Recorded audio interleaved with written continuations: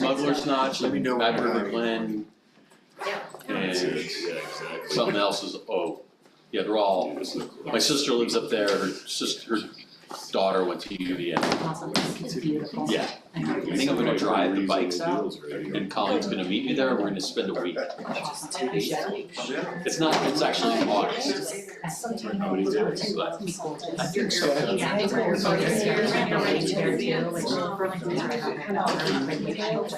I'd like to make it over there. I appreciate it. Alright, we'll see. Oh, I'm on the wrong clock. Hey Martin, what's the name of your company again? Sorry to interrupt. Yeah, I'll send you the link. Yes, you will. Somehow, do like some sort of schedule today or show up, Good. but yeah, it's been going really well. You know how like. I just was sitting with, I left before you. But everyone's been showing up, it's been really good. Oh, really? Yeah, we read it. Margaret came in while we were having lunch. Thanks for Don't ever tell that guy. We talked about that. Oh, yeah. We just combined with the Chinese place, two doors down, with the same lunch. It's Then we'd actually guarantee some tons of it. type of Yeah, audience. yeah. It would just be free, you know, just a way for us to. And you were Glenwood, I think. Like, we Yes. want to. We might have crossed paths. Yeah, Cass maybe, or. Exactly, When we have yeah. an audience showing up, it makes us better, Right. so, think about it, you can talk to How are you doing? How was your run today? Wonderful. Sharing You don't run into the moose, vacation it's a plan. wonderful day. Firehouse That's twice going on. last couple mornings, he's been jaunting by the house, like not walking, jaunting, the moose. Oh, the moose. The bull, the lonely boot, the one. Oh, yeah, the juvenile. Kind of a small one. The entire Yeah. should be gone.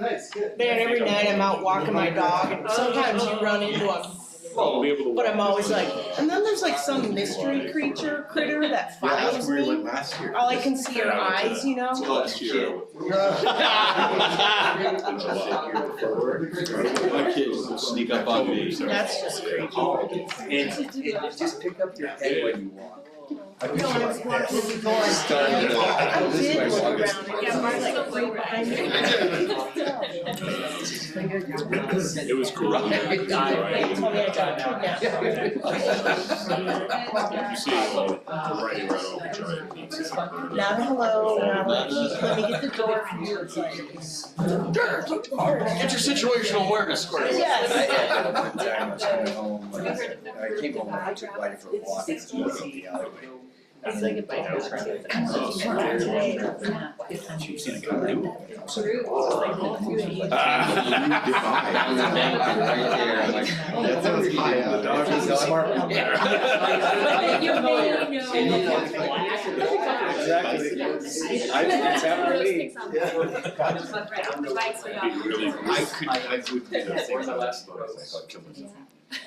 that.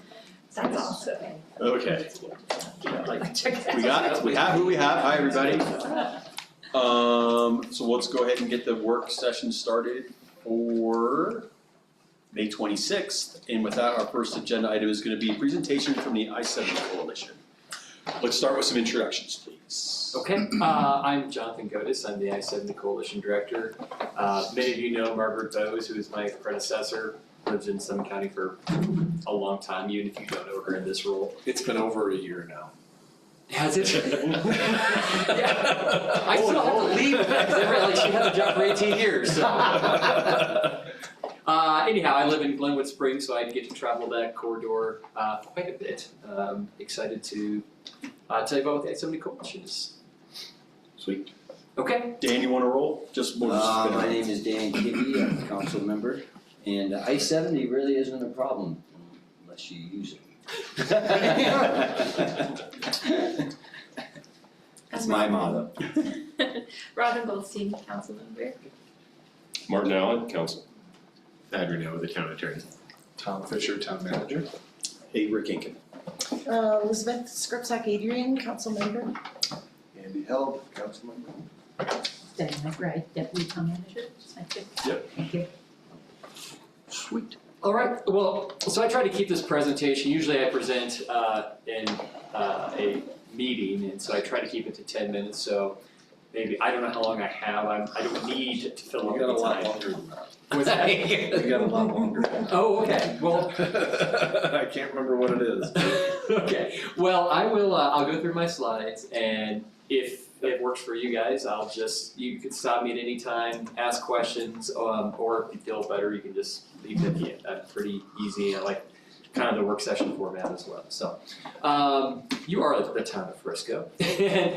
We were okay, the I-70 Coalition, I need to redo some of this, because we were not formed in 2024. We were formed in 2004 in response to the CDOT's PIS process. We are a nonprofit, membership-based organization, so we're comprised of 28 different organizations, and municipal governments mostly. So municipal governments, 3 counties, Eagle, Summit, Clear Creek, and then most of the municipalities in those counties, as well as most of the ski resorts within those communities. Our goal, you can read the bullet points yourself, I guess, but really what we're trying to do in a nutshell is there's all kinds of state plans around I-70. So everything from the PEIS to comprehensive plans that communities have for I-70 to construction plans of Floyd Hill, Vail Pass, Exit 203 I heard is getting something done.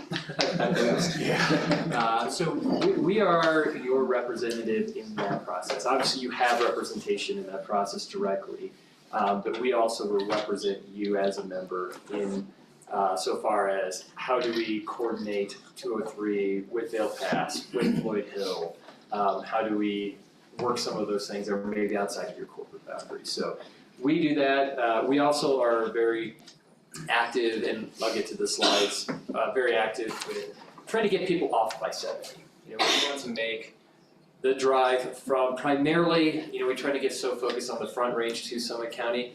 That's where a lot of our issues are. Clear Creek obviously has a lot of issues.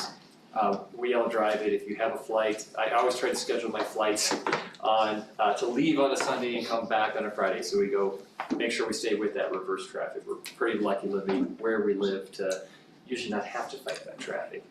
When we do have to fight that traffic, it is in all of our interest to get as many cars off the road, not necessarily people, because we need those people to come to our communities to spend tax dollars so that we spend money to generate tax revenue. But if they can get on things like Mustang and Pegasus and Snow Stang and carpool, that's better for everybody. Here are our current members. The problem, we know the problem. We have a lot more people in the state. We have a lot more traffic values and times that everything takes, and we have no more capacity. And that's not exactly true. I think when I update this slide, I'll say we do have more capacity. It's not inaccurate to say it's largely unchanged. But things like the peak period shoulder lanes, other people know it as the express lanes through Clear County, added capacity. Memorial Tunnel, added capacity. We'll really be able to utilize that once Floyd Hill is done. Floyd Hill in itself with the managed lanes will add capacity. Vail Pass has climbing lanes, mostly for commercial vehicles, will add capacity. So to say it's largely unchanged is probably true, because most people feel that it's 2 lanes each way from Denver to to the Utah border. But the reality is that there has been capacity added in very key spots, but at the end of the day, we know that Eisenhower and Johnson tunnels are not going to change. At least I don't think so, unless you're a very devoted optimist. Those tunnels are going to be 2 lanes each way for the foreseeable future. And the times also have increased, and they're expected to continue to increase. Traffic volumes for the last 3 years have remained, doesn't feel like it, but have remained pretty consistent. The times though, because we've seen more accidents, we've seen more commercial vehicles as a percentage of the traffic, those things all contribute to longer times and those horrible times where we're stuck for 3, 5, 8 hours or have to take Loveland Pass or some other crazy alternative. So the record of decision, this was in 2011, this was a CDOT process. And we coordinated with CDOT, our organization, FHWA. And what that record of decision called for was the innovative multimodal solutions. So high-speed transit, highway improvements. And so specific highway improvements, that's just what I was talking about. Memorial Tunnel came out of this expansion. The express lanes, sorry, Clear Creek doesn't like me to call them express lanes, they're peak period shoulder lanes. Those are improvements. A lot of the improvements that you see that are being worked on right now have come out of that record of decision in 2011. High-speed transit, we'll get to that slide. That's what we've been saying for 40 years. Wait for more We'll get to that slide. slide. And then non-infrastructure improvements. The non-infrastructure improvements are the things like Mustang and Pegasus, TreadShare, the ride-share facilities. Those are the kind of things. Even our weekend forecast. So if you didn't know, we put out a weekend forecast that says, here's the times that you should or shouldn't drive. Now, a lot of that is common sense. You don't want to, in Denver, try to get out here to the high country at 3 o'clock in the afternoon on a Friday. You don't want to leave at 3 o'clock on a Sunday. So some of that's common sense, but in addition, we have a lot of data for a rolling 3-year average that says, here's what the last 3 years have looked like. So it can be very specific. It takes out some of the noise with if there's weather or an accident. You can really kind of see when that traffic starts and when it ends. So if you look for next weekend's kind of really the start of summer. You'll start to see some of those traffic reports say, get on the road earlier, guys, and we'll have specific times. So if you haven't checked it out, check it out. We're hoping that weekend starts next weekend. You sure? We usually start like the 20th.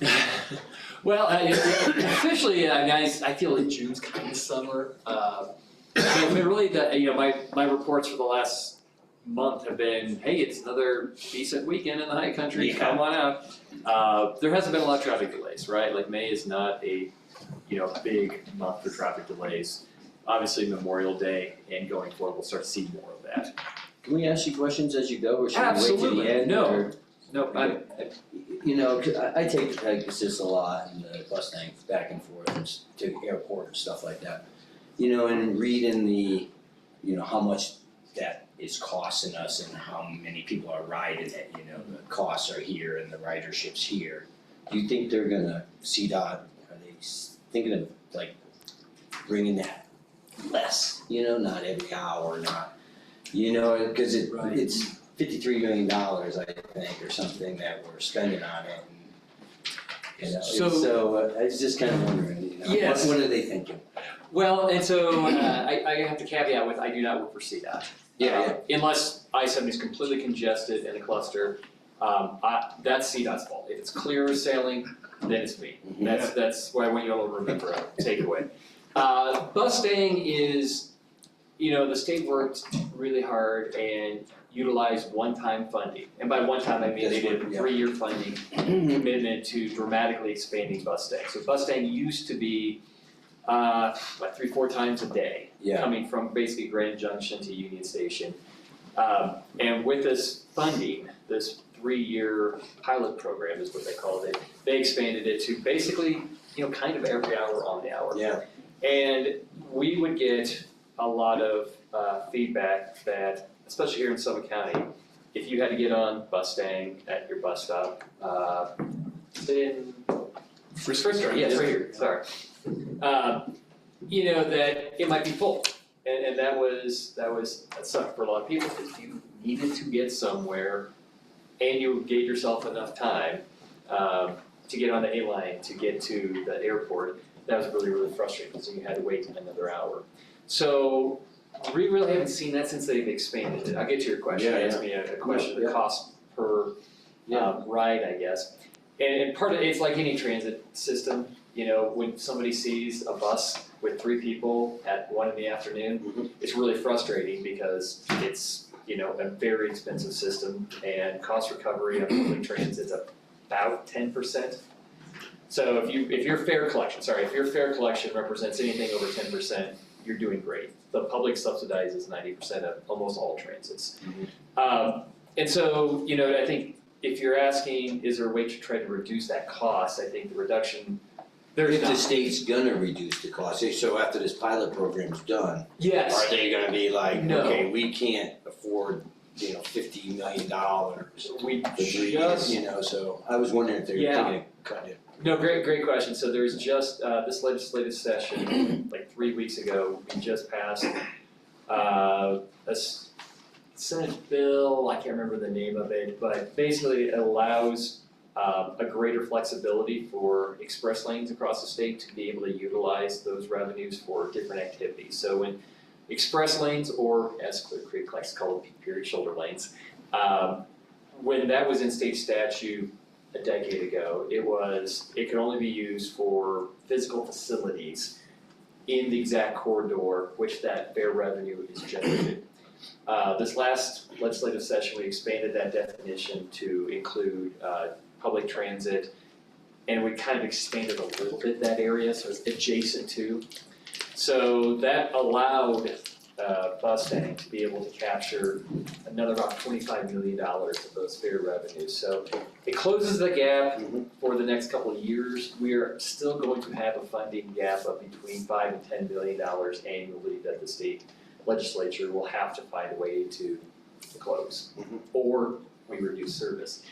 And Bustang is highly popular, relatively highly popular, along the I-70 corridor, along the I-25 corridor. But CDOT really envisions Bustang as a statewide transit system. So it is, while it's very popular and highly used, it's all very relative when you're talking about places like Durango or Craig and Steamboat and Hudson and Crested Butte. So everybody loves it, but it's very, very expensive to operate it down there to those limited passengers, where honestly, if it's just Bustang, Grand Junction to Denver and then along the I-25 corridor, I think you'd see a much higher fare recovery and higher sustainability. So I think the short answer is yes, there is a plan for the next several years. But beyond that, we have to start getting creative. So I think it's important if we view Bustang, which the coalition does, as an integral part of the solution. You need to be talking to your neighbors, you need to be talking to policymakers. When you see Senator Roberts or Rep. Lukens, let them know how critical Bustang is. How many of y'all have ridden Bustang? I think great. Yeah, no, that's great.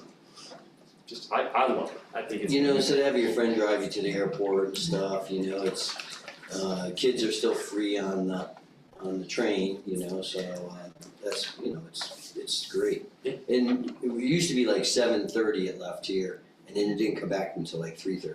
So it was just one trip down, and then they swapped, so, but now it's like I said, it's every hour. I just look and, we missed this one, we'll go have something to eat, and catch the next one, But yeah, no, it's great.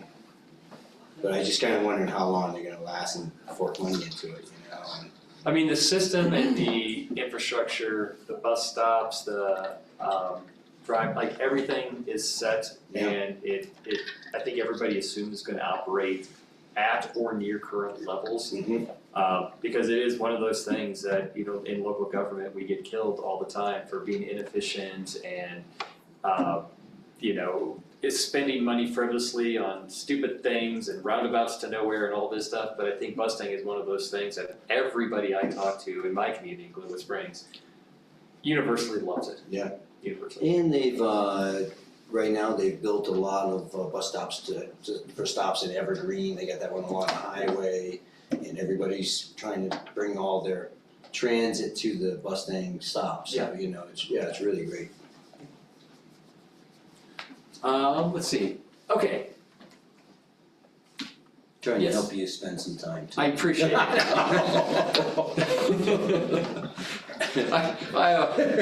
We're gonna have some stuff. I used to run council meetings, and I was never at all efficient in these things, so that's why I try to be very focused. So highway improvements, we've talked about it. Obviously, we see a lot of what's going on right now with Floyd Hill, Vale Pass. We saw the twin tunnels about a decade ago get completed. That was a massive project. The peak period shoulder express lanes, excuse me, I'll combine it. These are all things that, yes, they do increase capacity, but they do allow slower moving vehicles or fast paying vehicles, people who elect into that, to get out of, even if you don't select into those peak period shoulder lanes, you're getting the benefit as well. So those are Floyd Hill. I can talk about it a little bit later, but if you have questions about it, Floyd Hill is scheduled to get done in 2028. Major stuff in 2028, but like last landscaping, striping in 2029. So it's used to sound very far away, but Yeah. it's starting to sound closer and closer. So our project will be finished before Floyd Hill finishes. That's awesome. Yeah. Yeah. Well, I told CDOT that they needed to make Frisco priorities. Yeah, that's what I appreciate. It's already- It's what you pay the big bucks for. It was a 5-year plan, though, 5 or 6 year plan. I think. For Floyd Hill. Yeah, it was Yeah. 5 to 6 years. That's Well, that's massive. It is going quick though, Yeah. if you don't use it. And if you haven't seen, I don't have it in this presentation, but Floyd Hill has a great 30-second presentation on how they're erecting those big stanchions and connecting that. If you haven't seen it, it's just fantastic, and driving by it, it's intimidating. Yeah. What's going on here? It's gonna be really neat. Haven't seen any of the bridges in yet, so they're putting those in though, on the beams. The stanchions are This- going up, Oh, the big yeah. concrete to hold it. Yeah. Right. Yeah, they'll be putting those in the summer. Yeah. So, let's see. Oh, and funding. A lot of this obviously is not capable. We're not able to do this without federal funding. Federal funding is what does a lot of this. So, of the 900 million Floyd Hill, I believe 700 of that is IIJA funding, and West Vale 250 million. I believe that was 180 million federal grants. So without the federal grants, these projects just wouldn't be getting done at all. That being said, a lot of these projects were bid out before COVID. Prices went sky high. So things like West Vale, the climbing lane was supposed to extend all the way to the top. They had to scale that back, unfortunately. There was features in Floyd Hill that they had to scale back. Floyd Hill really didn't scale back anything of critical importance, because you just can't. You can always add a climbing lane, not always. They probably never will, because you don't really go back to it. But in theory, you can do a phase 2 on a climbing lane on Vale Pass. It's very difficult to add another bridge on Floyd Hill. So they were very intentional about keeping that project within about 95% of what they originally went out to bid. But then statewide funding should not be overlooked, and I'm going to proselytize a little bit, but Senate Bill 260, so it's 21-260, 21 indicates the year, and 260 indicates the bill number. So in 2021, this was generated revenue. This was the 18 cents we all pay when we order Amazon. I know none of you order Amazon, you all shop locally, but if you do order Amazon, you see that 18-cent sales or fee. It's a delivery fee. It also is a $3 rental fee if you rent a car at DIA. So this generates $100 and some million a year. And that goes into infrastructure projects, that helps Mustang, bike lanes, multimodal projects, as well as physical projects. Intermountain TPR, are you familiar with your transportation? This is your transportation planning region. Your region is Summit, Lake, Eagle, Garfield, and Pitkin County. And so there's a 10-year plan that CDOT gets from a group of people that all get together. And every county says, these are our needs, we'd like this on the 10-year plan. And that's how CDOT knows how to prioritize the community's priorities. And sometimes they go, that's great, thank you for letting us know, we're still gonna do what we're gonna do. But a lot of times they do say, well, if this is your priority, we'll find a way to try to make it our priority as well. And then anything that in larger regionally significant projects, these are large federal grants that have a regional nature.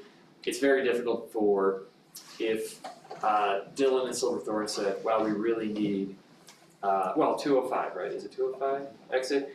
We really need a massive $100 million redo, and it's probably a lot more than that. They need to make the case, especially when writing a federal grant, because CDOT or those communities or some counties not gonna be funding that in its entirety. They'll help bridge a funding gap.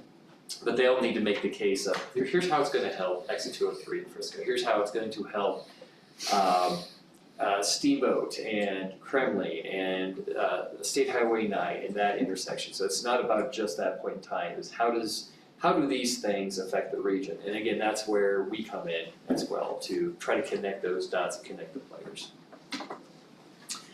High-speed transit, here we go.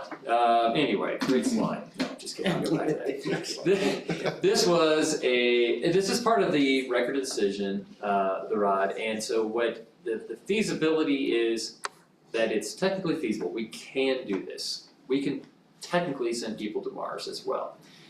But fiscally, it's a very difficult lift. The conversation, I think in 2014, didn't even attempt to put numbers on it. Other people have tried to put numbers on it, and it starts somewhere at a bunch of billions and then goes up from there. So it's not something that, and that's for the whole system. So that is, a DIA through Eagle County, or through to Eagle County Airport. That was what it's envisioned. Is there a possibility at some point we could have something that just goes from Golden to Silverthorne Dillon? Maybe. Certainly it wouldn't be near as expensive as taking it up over another mountain pass. But that would be something that would have to be a massive federal investment and saying, we really are now making a national move to do rail. We've tried, the state has tried for decades and decades to do a front range passenger rail. And it's still kind of just getting off of the ground now after many, many, many decades with, 7 million people in the state and 90% are within 20 miles of I-25. So I'm not saying it won't happen, I'm just saying it's not fiscally feasible at this time. And I'm happy to take any questions about that. Well, California's been trying to do theirs too, and just, yeah. It's tough, Yeah. it's tough. Unfortunately, we voted it down 35 years ago, and Yeah. we could have been working on that. We could have had it by this point, I live in the Roaring Fork Valley, and Highway 82 sees 29,000 people a day through my town in Glenwood Springs, and we used to have a rail line that was at no more than as heavy freight rail graded, so 1% the whole way, dedicated freight line. The rail went away, it got turned into a rails to trails, so it's great, it's the Rio Grande Trail, it used to be the Rio Grande line. But to put that rail back in, to make it a passenger rail, is $1 billion. And so, yeah, it's not cheap even when you have a dedicated, free and clear, grade separated line that already exists. Legislative, now this is one of those non-infrastructure things that I should have mentioned, but I should have led off with actually. So about 10 years ago, we started looking at, how can we tweak how people act and how people perform and what people do on our way. And so our pain points, I don't know if we all know the pain points, but the pain points are where accidents happen, climbing trucks get slowed down if they're having a heavy load at 10 miles an hour, where it's congest everybody behind them. When they go down a steep hairpin turned intersection curve, that's where they wipe out. And when they happen, most of the time they're gonna happen at Floyd Hill, Eisenhower, Vale Pass, Dow Junction, or Wyoming Canyon. And obviously, the worse the weather, the more often it happens. So when that happens, we have passed and tweaked and passed more about chain laws. So the chain and traction laws, not just chain laws. We get caught up, I think, because when a semi jackknives, it's tough, right? You can't just push a semi, I can't push it out of the way gently with my bumper onto the side of the road like people could do with me when I had my Prius. But semis take a lot more, especially if it's hazardous waste, especially if it goes on its side. We're talking, the conversation starts at multiple hours. So that's why initially the state started talking about chain laws and requiring truckers to carry chains. And then they extended it about 5 years ago to, it used to be like very controversial about having cars that had snow tires if you were 1 or 2 wheel drive, and if you were all wheel drive, you had to have all season tires. We even just cleaned up language, this is the legislature, I say we, but we worked with the legislature to clean up some of the language to require at least all season tires because it wasn't quite clear. In theory, you could have all wheel drive vehicle with summer tires that were mostly bald. We changed that. So now you have to have a minimum tread depth, you have to have all season tire if you have all wheel drive. And then last year, and it seems like a small thing, and I hope it's in place for this coming season, but allowing third-party vendors. So a mom and pop tow company can be at the bottom of Vail Pass or here, any chain up station, and sell chains to truckers and or install and take off. And so CDOT doesn't want to be in the business of doing that. And in theory, truckers should be able to do that. But, you know, the anecdote we always hear a lot from Vail PD is a lot of these guys are coming through, and when they leave California, they're in their shorts and flip-flops, and then it is snowing and blowing, and they don't have the clothing to actually get out there and do it. They don't know how to do it. It's not something they deal with. So to have those third-party vendors authorized, because it wasn't authorized in previous legislation, because CDOT does not like you to make money. Sorry, they don't like using their facilities that are taxpayer funded for private businesses to transact business there. That's a better way to say it. And I think in general we agree with that, but at the same time, when you go to that beautiful new rest stop on Vail Pass, if you've been there, they couldn't even put vending machines in there for the longest time because somebody had to maintain those vending machines. That was a private party. So, you know, little things like that, like, make a difference. Coordinating with and being able to coordinate CSP, Colorado State Patrol, with local town and county police force is really important. So that's, you know, this year there wasn't a whole lot of, other than cleanup on some of that language, there wasn't a whole lot on I-70. One of the things CDOT did prior to this season was get really not aggressive, got a lot more prominent with the signage. And I think, I can't say that signage really decreased a lot of the accidents we had this winter, because I think the weather decreased unfortunately, a lot of the accidents. But if you notice in October, we got the stencils on a lot of each pass, and those make a big difference. And a lot of the signage became a lot better. We've had it in Glenwood Canyon for 3 years and have seen truckers really, for the most part, abide by those rules. So there's always going to be bad players. There's always going to be truckers that park in the left lane and just ignore the signs. When you see, I always say this, when you see truckers in the left lane, that doesn't necessarily mean they're breaking the law. If they're actively passing another trucker, they can do that. They can't camp in the left lane though.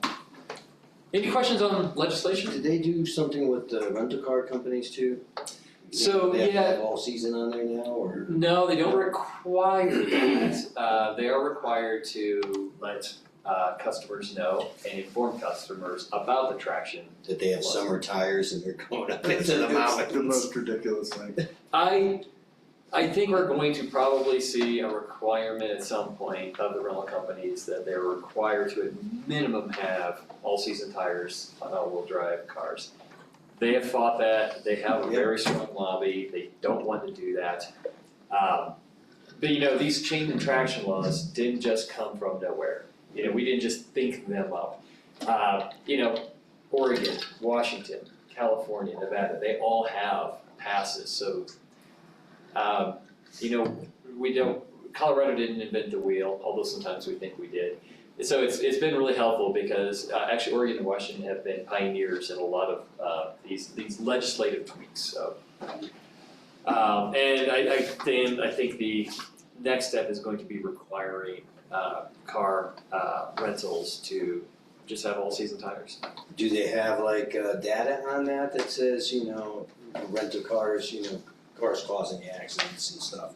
We don't. No, whether it's a rental car or.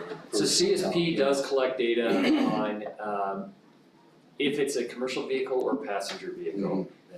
We would love for them to collect data on if it is all-wheel drive, two-wheel drive, if it has, if they're following. We know it also, CSP will also let us know if there's a violation, like a traction law violation. So it would be good to get more of that statistics and to know if it's rental or if it's not. Part of the thing it might tell you is obviously drivers don't know how to drive in the snow and the mountains. Yeah. It might also say, I would put up any of us on summer tires versus somebody with winter tires who's never driven in the snow. There's an experience factor of that. Again, now more non-infrastructure improvement. This is more of a marketing. This is our campaigns. This is, as I mentioned earlier, our weekend update.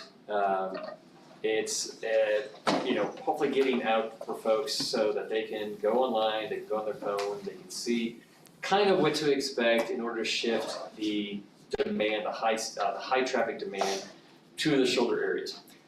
It would be great to reduce traffic, but if the lowest of the bar is just to shift travel patterns, so people are still coming out, still recreating, still shopping at our stores, still contributing to our economy, but they leave at Thursday evening. So that'd be the best, if everyone left on Thursday evening and stayed in their hotels. More people are, Thursdays and Mondays, Then that's great, and if we can encourage that, or people leaving before noon on a Friday, or first thing on a Friday. Everybody wants to knock off work a couple hours early on a Friday and drive up, and that hasn't been a good strategy since, the early 2000s. Everything's just shifted, so whatever we can do through our newsletters, through our promotions, through our rack cars, to try to shift that travel, to try to promote carpooling, to try to promote bus staying. Those are the things. Our audience are out-of-state visitors and front-range visitors primarily, although we definitely want folks in our own communities to know what those travel patterns are. We want folks in our own communities to know about traction laws, because we have people that just aren't aware, even 5 years later, about what the traction laws. We do collateral, and we do our website. We both have that in English and Spanish.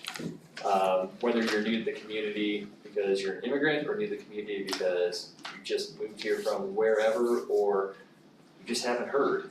It's very possible you could be living here and just not know about traction laws. So we're continually trying to get that information out. We'll do press releases. So if you saw, we had, I don't know if it's in the Summit paper. I don't know if it's in the Summit paper or not.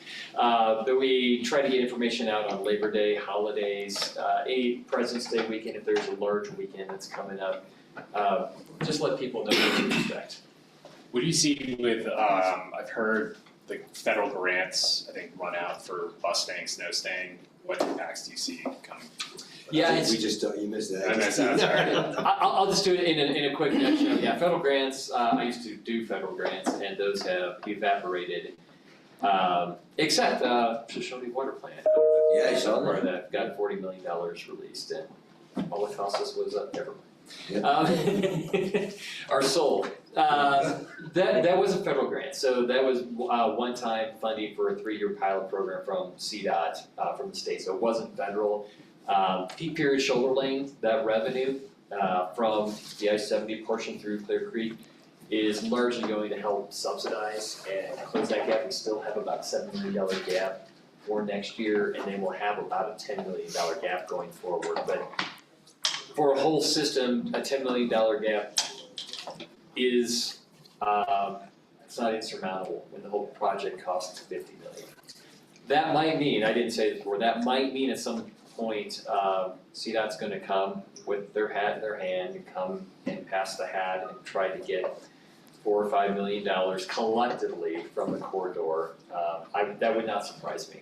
So I know your budgets are completely healthy and you have so much revenue in reserves that you'll probably be actually chasing down CDOT to let them know you'll get money. But I would maybe gird yourself for that ask. So no cuts in No, No, at the thank you. moment? No, at the moment, for the next several years, they do not anticipate cuts to service. Past 2 years, there might be some combination of local funding, hopefully a little CDOT, and maybe some service reduction. But I think CDOT knows that any service reduction means the entire system gets weaker. Yeah. So that's the last thing they wanna do. I think that's the last thing we wanna do. The I-70 Mountain Corridor, your resource, again, this is there it is, the travel forecast and tips I'm so proud of. And we also put out, again, in our marketing, the goI70.com, check it out. Different ways you can get to different places. So getting people from, Mustang is just the first part of the equation. We let people know if there's Uber in a community, not every community has Uber or Lyft. Hopefully the communities have things like RAFTA at some stage, Eco-Transit, so they can get off of Mustang and get onto another transit. Communities, my community, Glenwood Springs, and throughout the Roaring Fork Valley have first and last mile. So semi like Uber shared, if you know what that is. But basically, well, I just took it yesterday. Yesterday I went to a Memorial Day party, and my daughter dropped me off and did my thing, and then instead of calling my family to come and pick me up, because we have 4 drivers and 2 cars, I just punched in my phone, and a cool bus pulled up 8 minutes later, and they're like, oh, we gotta pick up somebody down the street and drop her off at City Market, and we did, and it added 5 minutes to my trip, but it sure beat, because my family would have come, like, somebody in my family would have had to lose the short end of the stick and come and get me, but they would have had come 10 minutes and bring me back. So just these little things, and so like that first and last mile, I think is really, really important, because you can get from Mustang to wherever you're going, whether it be a vacation rental, whether it be your condo, whether it be your own house. I think we'd love to have that. Yeah. We're hoping that pilot program. We don't have it, we've been working on it. I know, and when you get an RTA, that's a great conversation, because I think that. Well, it's expensive, so for Glenwood Springs alone, it's 4 buses, it runs 6 AM to 10 PM, so it's pretty generous in the hours that it goes, but it's $1 million a year. And right now, RAFTA, because they're an RTA, has funded it, but it's a pilot program, it's a 3-year pilot program, and the bill is gonna come due. And it's very popular, and so I would imagine in Glenwood Springs, we will need to do some degree of fare increase. We charge $1 a ride, other communities are free.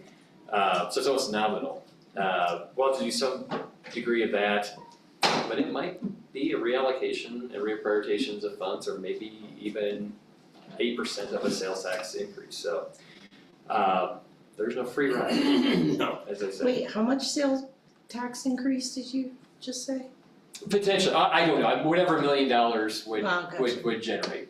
$0.25 would generate more than $250,000 in Glenwood, so, we'd probably try to hang some Christmas tree items on that $0.25 if we're gonna go for it anyway. Let's see, so again, more on the I-70, goI70.com. We have videos, we have how-tos, we have promotions, check it out. That's the gist of that. Summer construction, so prepare yourself. Well, you've been prepared. You've experienced Vail Pass, you've experienced Floyd Hill.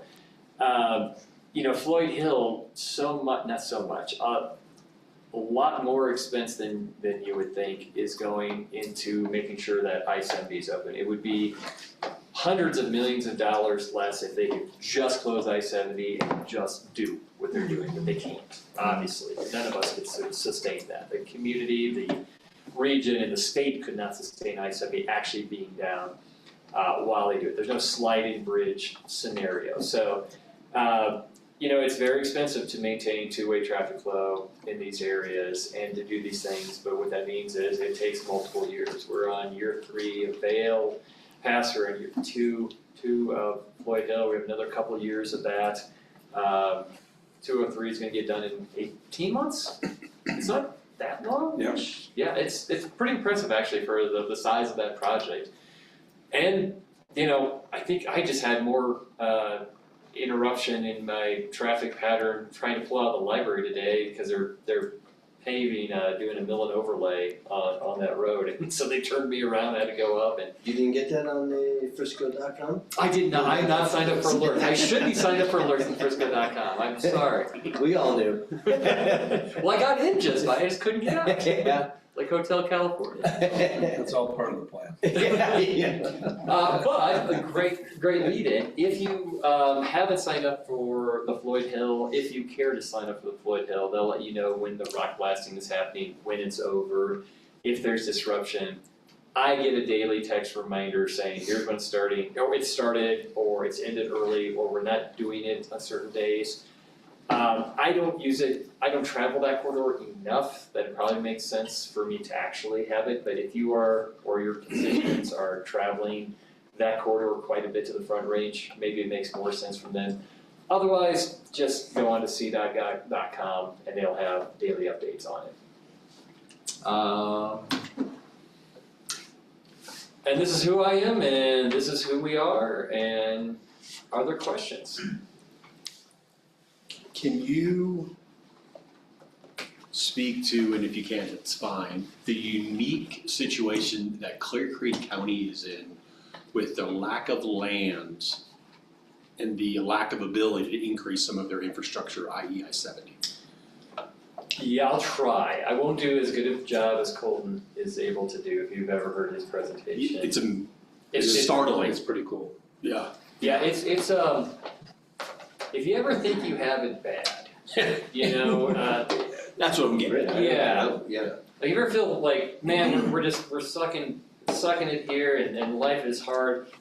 Clear Creek County's in a really tough spot because of that. They have almost no flat land, so they're not able to bring retail presence to expand their sales tax base. They're one of their largest property tax payers is a mine that only has 5 years left, so there's a ticking time bomb there.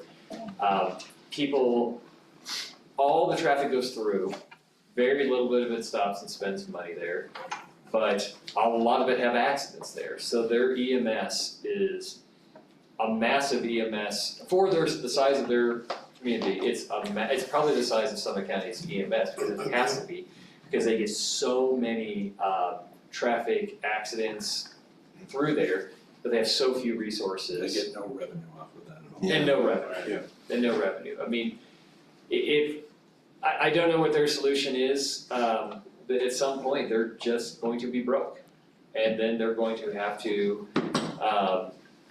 just tell CDOT and the state, we can't dedicate our 2 ambulances and our 2 fire trucks to taking care of your facility because we have our own people. And when somebody falls and breaks a hip or slips on some ice or whatever, we have to be able to maintain that. We can't continue to expand our EMS for your facility. I mean, I think in Summit County, We do the same. yeah, You know, we're dealing with that the same way. More accident, you know, I don't know what the percentage is, but we deal with a lot of it.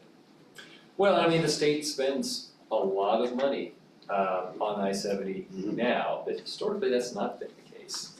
And so I don't know what Clear Creek is going to do. But If you see someone from Clear Creek at a CAST meeting, or maybe not CAST meeting, but a CML or what have you, ask them to tell you their story. It's really unique, I'll say it that way. It's gonna be negative, but it's really, really unique. They're in a really. Their commissioners spend a huge amount of time on that issue. Yes. That's who I probably sat down with at one point. It's amazing. Thanks. yeah, we had a presentation at, not this last, but the previous, we have quarterly meetings. And so you're all welcome, you're all members, you're all welcome to attend. And we're looking for a vice chair as well, so, unfortunately. But we, at these quarterly meetings, we do presentations on what's going on in the region. And so, to your point, we had Clear Creek come in and talk about that, and it's depressing, it's startling, but I think it speaks to the larger thing of all of our communities, all of our counties and communities that I-70 goes through, generally we are having to, when there's an accident out there, CDOT doesn't have an ambulance, CDOT doesn't have a fire engine, CDOT doesn't, they do have hazmat, but it is our communities that are taking the brunt of that. Now, it's also our communities that are benefiting, especially in Summit County, from being able to collect those traffic and that revenue and the sales tax from that traffic. And Clear Creek, most people are not stopping in Georgetown. I mean, they stop a little bit in Georgetown, but go through those towns. They aren't boom towns of retail. I mean, I go to Tommy Knockers, I'll go to Bojo's. Bojo's. That's kind of it, man. And they're doing things. They're also doing things with that Argo Park with a tram. So neat things. Yep. But that tram's not going to solve this problem. Right, So, they're not gonna make that much off of that. and again, we complain because I-70 costs our communities a lot of money. Glenwood Springs, we are always responding to incidences that happen in the canyon, whether it's flood, fire, famine, whatever. But it pales in comparison to what Clear Creek has. You guys will really benefit though. You got a new bridge, you got a road to Aspen, quicker. Yeah, yes. That was that was a 20-year project. Yeah. What level of, or if you could just speak to a little bit, depending upon how much interaction you've had, with the hazmat through the tunnel discussion and some of the challenges and or political entities involved in those decisions? I'd rather not. Good enough. No, so I will say, hazmat, again, this is 20 years ago, we didn't really do a whole lot, but then CDOT's like, we need to either pause traffic to allow these things to get through, because if something happens while there's other vehicles, this is going to be horrific. They install fire suppression systems, so they are loud. A lot of times they need to go over Loveland Pass, which isn't ideal for anybody. There's not a good solution.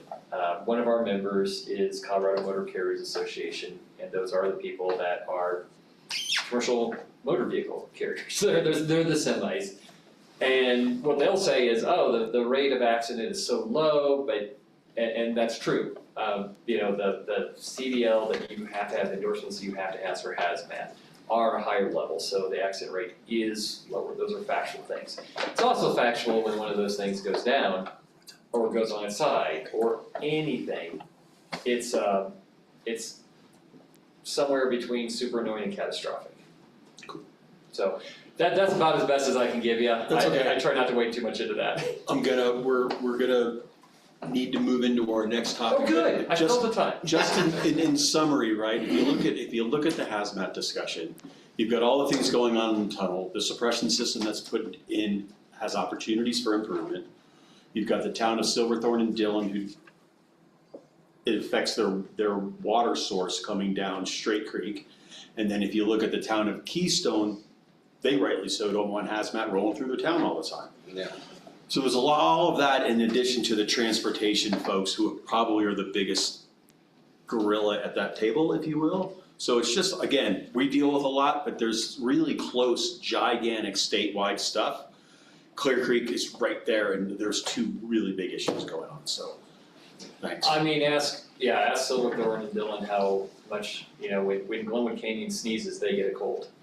When Glenwood Canyon goes down, Oh, yeah. Craig, Steamboat, Krem, those towns are just inundated with just a traffic that their towns and their communities are not meant or designed to ever have. So when that was happening a couple years ago, it was a really big deal. I mean, we haven't had that the last couple years, but those communities really get hit.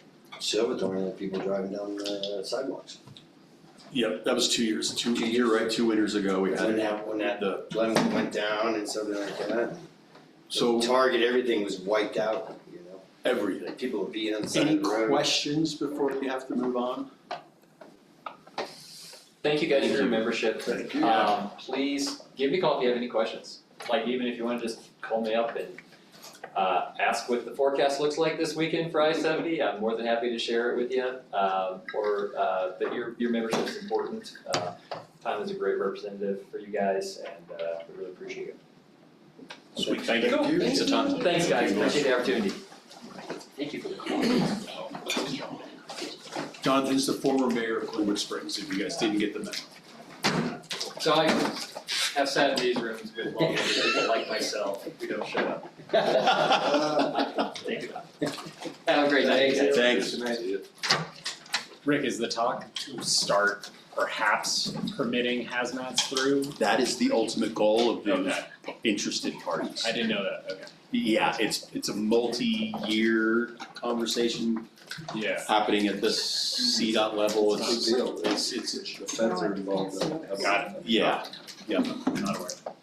You know, and the tunnel has its own fire department and everything too, they have fire trucks up there, huh, too, do they do, but they're not where the Summit Fire covers the tunnel. Okay. Those trucks are there to help. They've got folks that are trained, Yeah. but they're supplemental, like they wouldn't go fight too big of a fire. I don't know, There's just had a something tour of the more. tunnel, which was super cool. If you guys get a chance, Yeah, you should do that. It was 2 weeks ago. A bunch of folks went up and we got a big tour of it. But yeah, they have 2 fire trucks up there. They've got their own water supply. They've got a lot of hazmat going on up there. The tunnel's a gigantic animal. Yeah. And they run it with 5 people at minimum staffing. Town used to be that way. Yeah. Hey, Nico, let's move into a really really interested to hear about the composting program. With that, we'll get into item number 2, and we have Nico. Cool, thank you. Hello everyone, I'm Nico Cruz, Sustainability Coordinator for the Town of Frisco. And I'll be presenting about 2, at least my point of view, very cool projects that we've been working on. One is upgrading our Main Street waste and recycling containers, and the second is a composting pylon project for Main Street restaurants. This is working. There it is. So this is the agenda. We're gonna go first with our current public waste and recycling containers on Main Street. And then we will go for the composting pilot project for restaurants, and then talk a little bit about costs associated with both initiatives.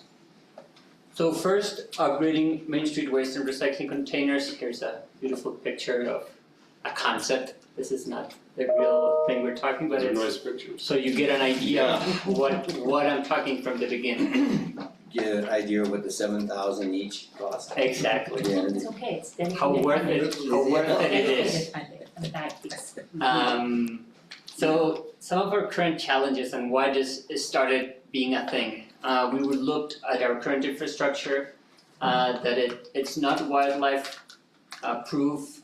There's challenges on signage and contamination. I get a lot of people saying the town is not recycling because they see when the truck picks up both and they put both on the trash, the waste stream, and it's because there's too much contamination on the recycling bin. And this gives a terrible message on what the town is doing around if recycling is real. Like I have those conversations with the residents because of this. And as you see in the top, this is an example. Where do you put recycling here in the top picture? It's not clear because the lid says trash, but the sign says recycling. And this happened Sorry, on take a our, second yeah. there. I was like, oh. So, This is a hypothetical, this is. yeah, No, it's in Frisco. yeah. So, and we also have some aging infrastructure, as you can see in the bottom. Some of them look like this, which is not the best look for Main Street. How many years have they been out there? You know? I couldn't find that information. I actually tried. I have no idea. I don't know, Josh, if you have. We could dig it out. Yeah. It's been I at know least, it's been a while. I have no Yeah, idea. More than yeah. 20? I would say at least 20. Yeah. Right on the Thank you. state of the art. Yeah. They've survived pretty well. That is impressive, 20 Probably years. in one piece. So the proposed solution, I looked around what we could do. I would say we landed in something like this. This one's our pedal assisted on the top. They don't have to be, I've heard there's some challenges with pedal assist in winter. They get frozen. So we would find the most suitable one for our climate, size, all what we need. But the features I wanna talk talk highlight is that they're sealed, secure, convenient access, durable, low profile, accessible, ADA compliant. We can design here, I put a fox and a bear, and a Frisco logo that is terrible. But I think the idea is to say that we can do something that looks nice. We can work with Frisco Town Arts Council to get something from a local artist to make them an asset of Main Street.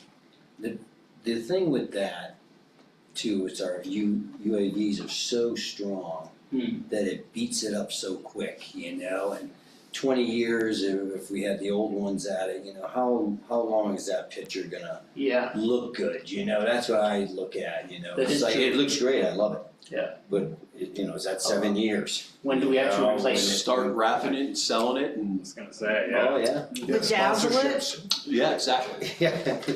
Bedazzle. Sponsoring it? Yeah. Have a trash container Purchase a trash design container, contest. logo on there. Kibbe family on one, And we work Kibbe together. business. Have you seen these people? Sponsor The Frisco trash. Yeah. So, hey Dan, have you seen But it the would sponsorship still be rates? You wanna sponsor So some of the benefits I see of an enclosure like this compared to what we have right now, wildlife and weather resistance, better sorting, I think this is huge. The component of not getting this contamination problem and me not getting the message that we don't do our recycling and that recycling doesn't work, I think that would be a great win. Cleaner street, enhanced aesthetics for Main Street. And if you have questions, please go So ahead. how would these aid in better sorting Cause specifically? yeah, so I think, People are throwing garbage. so I think just by looking here, we can put better signage. Okay. Like if you have to open it, it makes you think about something. Like when you open something, you kind of like have to make a decision instead of just throwing in wherever bin.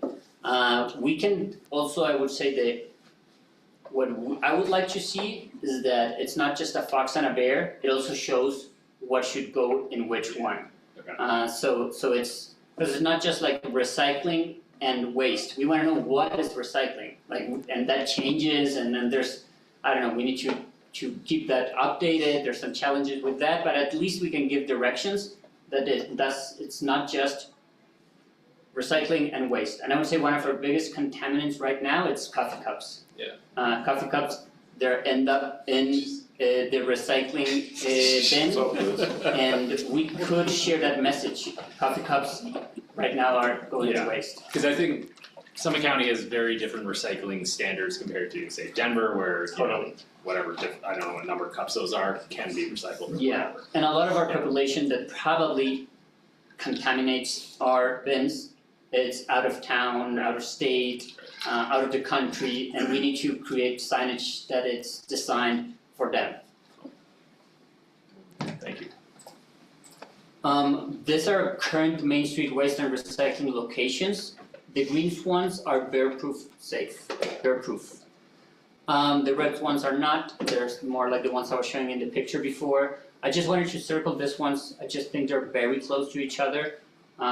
Just wanted to highlight where they are, and yeah, that we have some corners that have maybe more than what we need.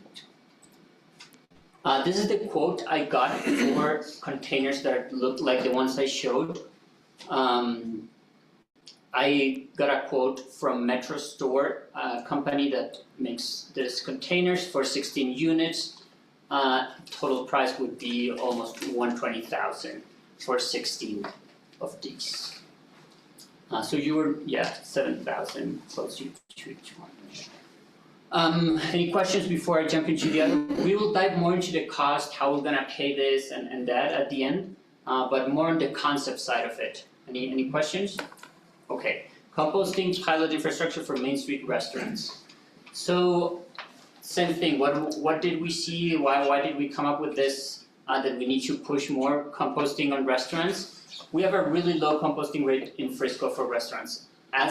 From what I know, we have just one restaurant composting right now in Frisco with Polar licensed hauler. If someone is doing it in their backyard or something like that, I have no idea.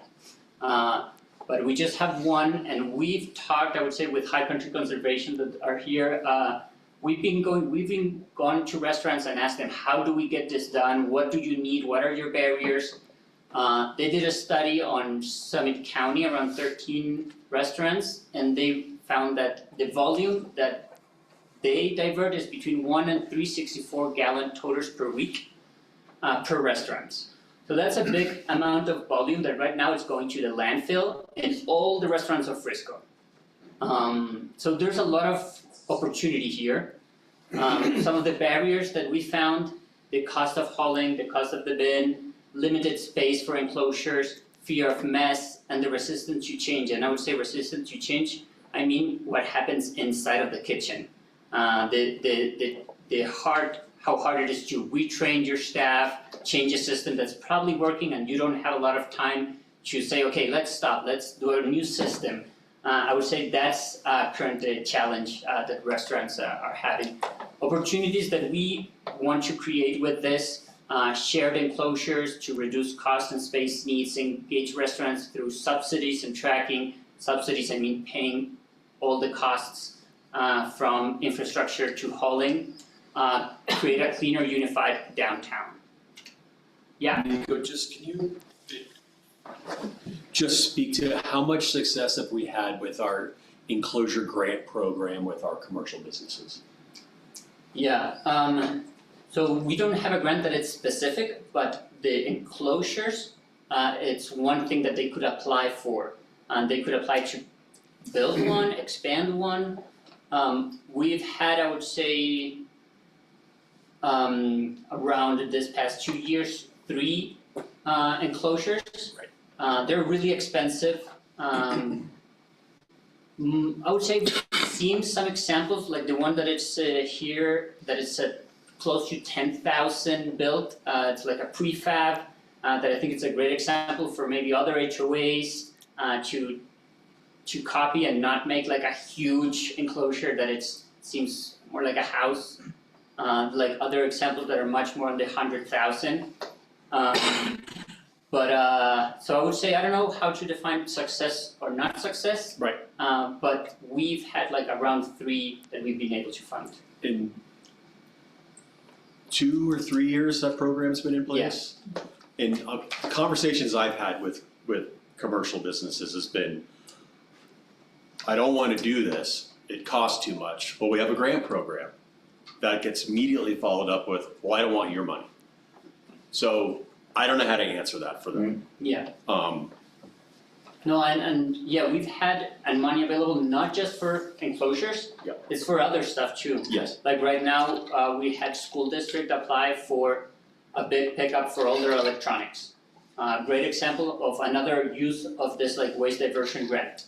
But I would say it's not money that is moving fast. Right.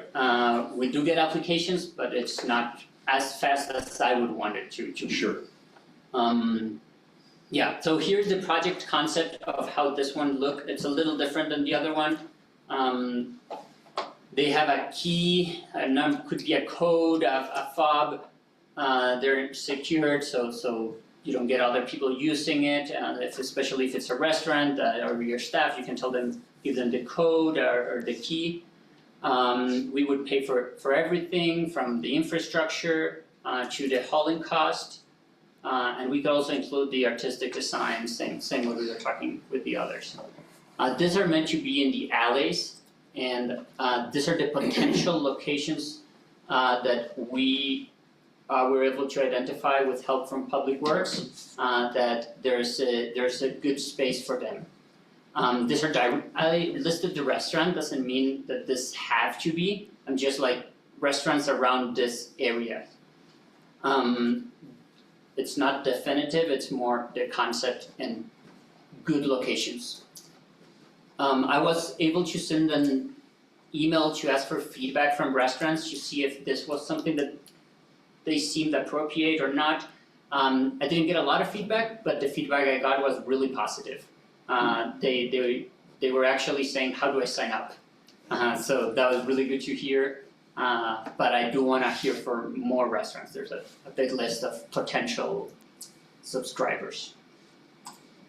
The cost of this would be for year one, 43,000, equipment and delivery being the bulk of it, 25. Then some cost on setup, outreach, coordination, the hauling, and then cleaning them, keeping them clean and and removing snow in winter, so they're serviceable. Second year, we would just have the hauling cost and the operation expenditures, snow removal and cleaning. That's how I got to the hauling cost. We used just escalated $13 per cart per pickup, 2 pickups per week. We based it on what the study of HC3 did on the other restaurants, so we were like, okay, we need kind of this amount, but that's why it's also a pilot. And one thing that this bins can do, they have a scale that goes to an app that tells you if it's full or not and gives you the weight. And I believe it's worth it to pay for that for the pilot project, to learn, to understand what's the pickup frequency, so we can optimize our pickup frequency and also measure success impact of the program. Maybe later when it's not a pilot program, we don't buy more of those scales, because we kind of like go in a set fixed schedule, and we save some costs on the technology that we have to pay for, get this like sensor, and but I think it's worth it, at least in the beginning. You say snow removal and cleaning. Yeah, What, are you looking at cleaning the insides of them too, or is it just the outside, or I think how are you gonna clean them? yeah, I think what we wanna avoid, 4,000 seems cheap if you have to, if Public Works has to pick it up and I bring it think to. we'll pay more if we need more. I think maybe 4,000 is not the right number. Yeah, If it's 8, if it's 12, I think it's worth it. But I think what we wanna do is make sure that we don't get rats around them. Yeah. And that they're not, I don't know, like disgusting outside. Cemetery. Yeah, so it would be, I don't have a specific. Can you go back to the map real quick? Yeah. So just generally, these are obviously in alleyways, Yeah. and so a lot of this would require hand clearing around is kind of what we determined, and so part of that, I think, was Nico's looking at hourly costs in terms of hand snow removal for these types of things. So that was kind of a little bit what was driving those numbers, but especially in terms of the pickup and the cost contracts as well, we need to kind of see that as a total Yeah. package. you know, and this winter wasn't bad with snow, Right, but if it's a yeah. dump year, because none of these places have enclosures. Like Fifth doesn't have enclosures, you know, behind Greco's doesn't have enclosures and stuff, so it would just be sitting out there, you know? Yeah. And the plow trucks hit. Absolutely. And I mean, that's kind of what we were identifying in terms of locations, are Right. ones that are most out of the way for snow clearance. Yeah. Nico, would this allow for, commercially compostable cups or no? No, so this would be in the same stream as all the compost of the county. So it would go to the scrap, where it gets processed, it turns into compost soil that gets back into our gardens. If they are able to accept cups, compostable cups in the future, we will accept them. Oh, you still have more slides, Yeah, so here, how are we funding these programs? Just a recap of, we're gonna fund them with bag fees, but what are bag fees? Just very quick recap, you shop, you pay a fee for your bag if you're getting a bag, town collects that, and it can be used for very specific purposes. Some of these purposes are town cleanup, our grant program, they're all around waste diversion. We are gonna pay for a C&D diversion for 101 West Main. And that's what we currently have planned. But as you can see in year one at the top, 629,000, we have a lot of money right now, and we're not spending it with what we have planned. So that motivates us to think, what else can we do that is allowed under this very specific categories. So for year one, we would end with a balance of 380,000.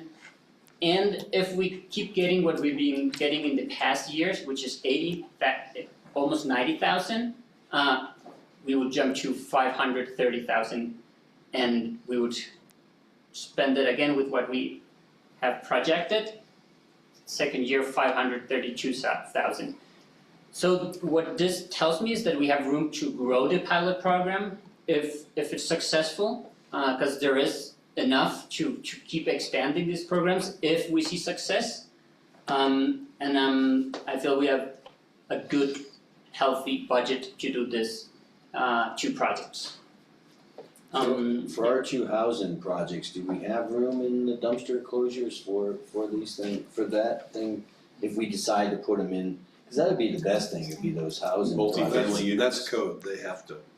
But for the composting one? Yeah, we- Oh, No, just for the recycling. Yeah, I just wanna. Enclosures are required to have space for compost, so Yeah. in theory, you could fit the compost in there, but we'd have to size it, but Yeah, what we do, it's a our great new. idea.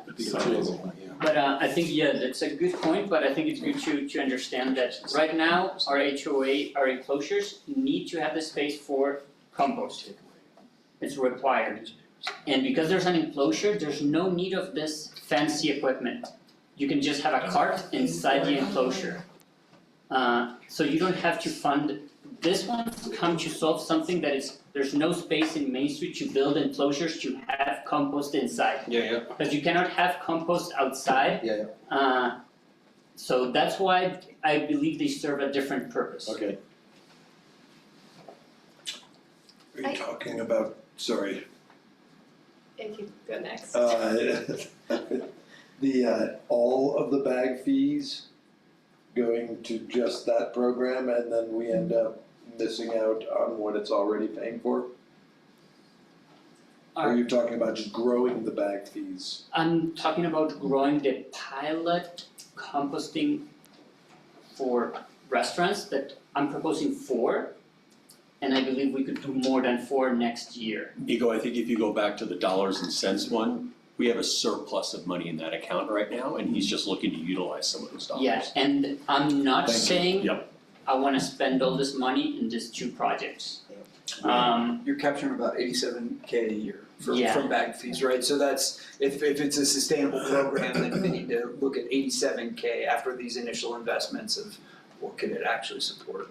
Okay. I think, what are we using it for now, is that what you're asking? Well, too? that's part of, but the thing is, we're not spending it all. Yeah, we're Yeah. building So- fund balance each Yeah. year. Yes, I think, So that, and that's great, we should, Yeah. put it towards something worthy and that's a good thing as long as it covers that. Sorry, Robin. I was just thinking, since these are gonna be outside, are we concerned about big giant blocks of food waste freezing? I think we would be as concerned as the compost that is currently being collected in an HOA enclosure. So there are composts that are being collected that are outside, and Yeah, it's not a I mean, they should be inside an enclosure, but But these not enclosures heated. are not heated. Yeah. And I think, I believe they put some spray on the carts, so it's easier to, like an oil spray, I don't know So exactly, it but slides out or yeah, so something? it slides as a Just a big lot of cube. ham. And I mean, I do it myself with a 5-gallon bucket outside my house. And I just like hit it in the bag and it comes one big block. Yeah, but I think it's probably gonna be hard when it's really cold. And what's the capacity of scrap? Like, are we almost to capacity with their composting, or is it Oh, I think they unlimited? have enough, they have room to keep, they could receive, I believe they could receive all the compost, all the food that it's produced in Summit County. Mm. They But, got that new yeah. machine too. They have a lot of capacities, so I think the more we can send them, the better, that would be mine. What other towns have done this? I would say Breck has something different, because they have a different configuration on their Main Street. They have shared enclosures in Main Street. So they provide the service to restaurants, with their shared enclosures, that compost is part of this service. So waste, recycling, and compost, I think the town is able to provide the service to the restaurant. So it's different, because they have the physical enclosure, It's like all bundled together. yeah, I don't know exactly how they charge or that, but they control the enclosures as the town. So it's a different kind of like configuration that we don't have shared enclosures that are town owned. But this would be like a symbol of that. And there are other towns doing this, I would say, much more for residents, for parks. And you sign up for like a membership and you get access to this bins and you can put your compost there. I would say that's not a good fit for us because we're lucky to have a free compost program around the whole county and that you don't need to sign up like through a membership. You just go to the drop-off center, put your compost there, that's it. We could provide more locations if that's what we're interested, but I'm not sure if that's what we're after.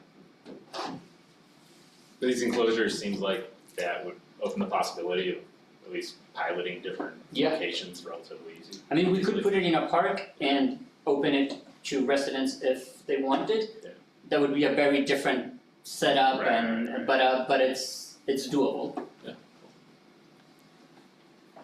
I've probably talked about this with you before, but I always this makes me think of Mackinac Island in Michigan. And even back in the 90s when I worked on the island, they have an extremely strict, their waste program has always been really strict because they don't have a landfill on the island. So their sorting program has existed for a really long time. They do compost on the island because they have a lot of horse manure as well. But it's just pretty impressive if you look at how they manage their waste and they have to bundle it and haul it off the island.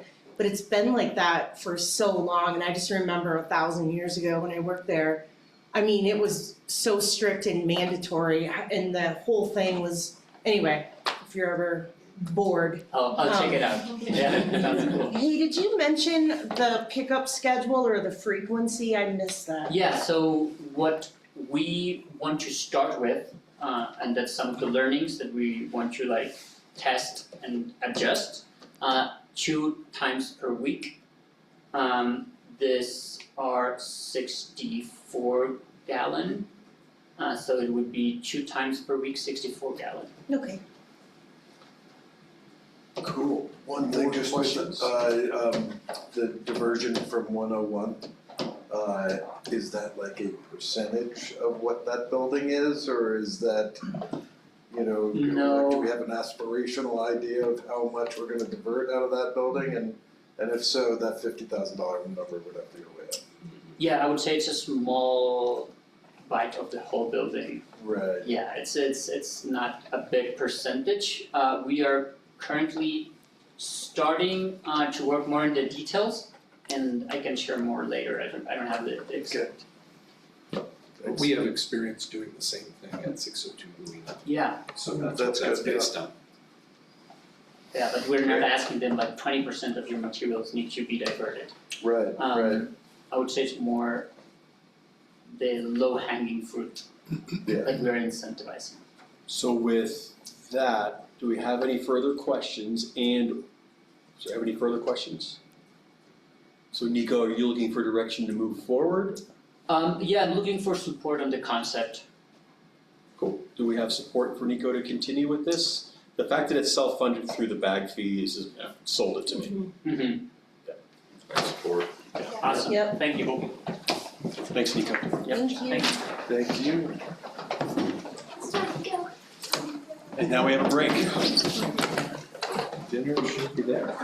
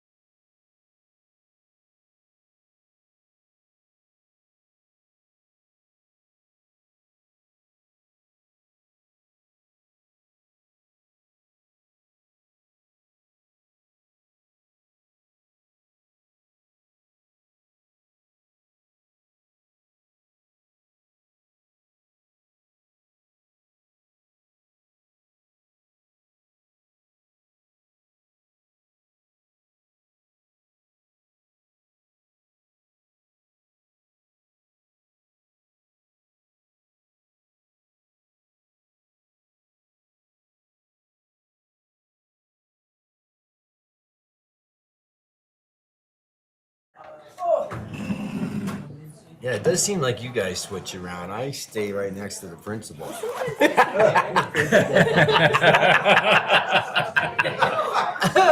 The most easygoing guy. I'm glad you're the principal. I know the guidance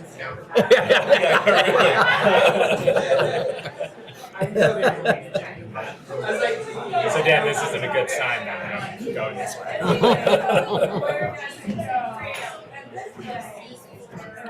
We were acting with their dog, and we normally put the dogs in the middle, like I was just in the back of the dogs.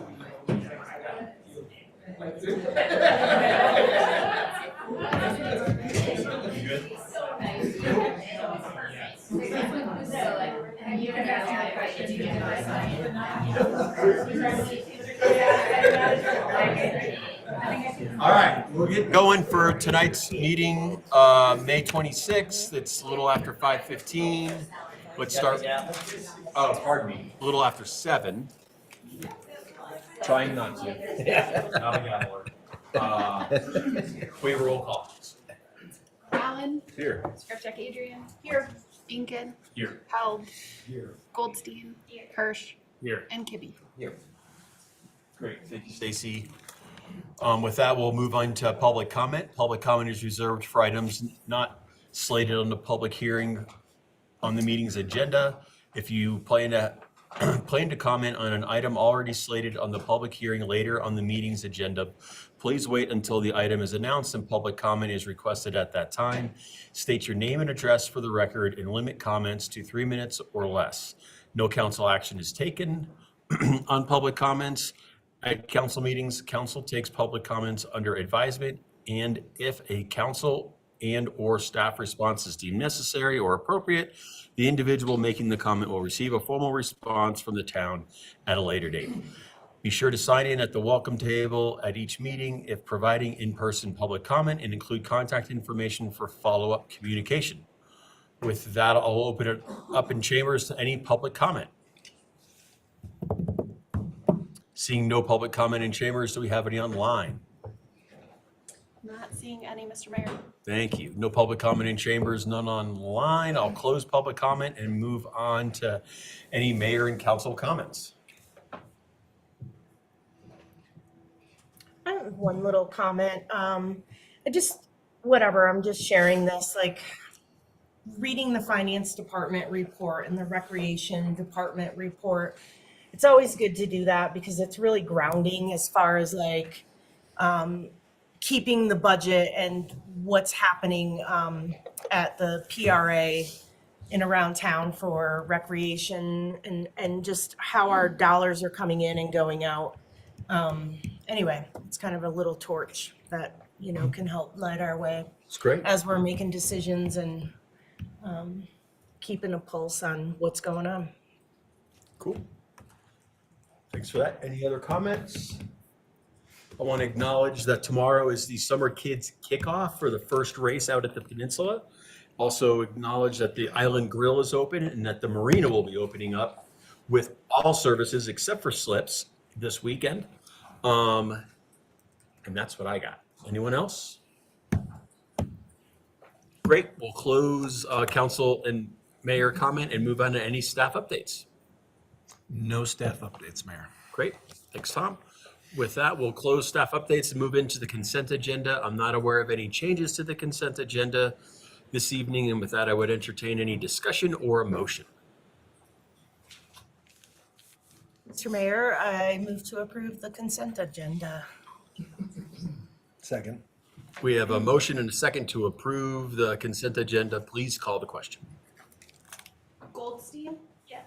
Held. Yes. Scripcheck Adrian. Yes. Hirsch. Yes. Inkin. Yes. Allen. Yes. And Kibbe. Great. Thank you, Stacy. Moving right along into new business, agenda item number 1 will be first reading of ordinance 26-11, an ordinance authorizing the sale of certain real properties owned by the town and legally described as Unit 308A Mary Ruth Place condominiums, Unit 308B Mary Ruth Place condominiums, Unit 310B Mary Ruth condominiums, and Unit 311 11C Mary Ruth condominiums, also known as 308 Galena Street, Unit A, 308 Galena Street, Unit B, 310 Galena Street, Unit B, and 311 Galena Street, Unit C, respectively. And with that, you got it. Good evening, Council. So as the ordinance describes, we are looking to ask permission to sell 4 of the units that are currently at the Mary Ruth Affordable Housing Complex. This was brought to your attention back in 2025 when we discussed the 10-year housing pro forma, and that this would be brought up in 2026. So what I'll do just real quick is I'll give a little bit of the development, what's being proposed, and why we're asking for it. So if you're not familiar, the Mary Ruth apartment complex is over at Galena and 3rd. We currently have 9 units there. 4 are for full-time Town of Frisco employees. There's the original Mary Ruth cabin, which we use for seasonal employees. And then we also have 4 units that are rented to individuals or couples that work within the 10-mile basin. So the proposal is to sell the 4 10-mile units. So we would retain the original cabin, and we would retain the 4 employee housing units. So these range from studios, 1 bedroom, 2 bedroom, and one of them has a garage. So preliminarily, we're listing these prices at roughly $423,000 to $535,000.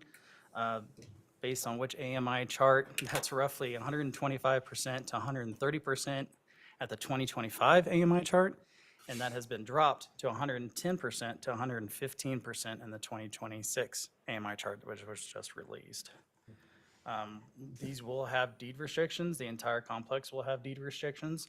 And something I do want council feedback on is currently we're proposing this for no AMI cap. So we would be selling these units at these AMIs, but we would not be requiring individuals to earn income based on a percentage of their AMI. And also, does the council want to maintain the 10-mile unit, or excuse me, the 10-mile basin in the covenant, or do you want it open to Summit County?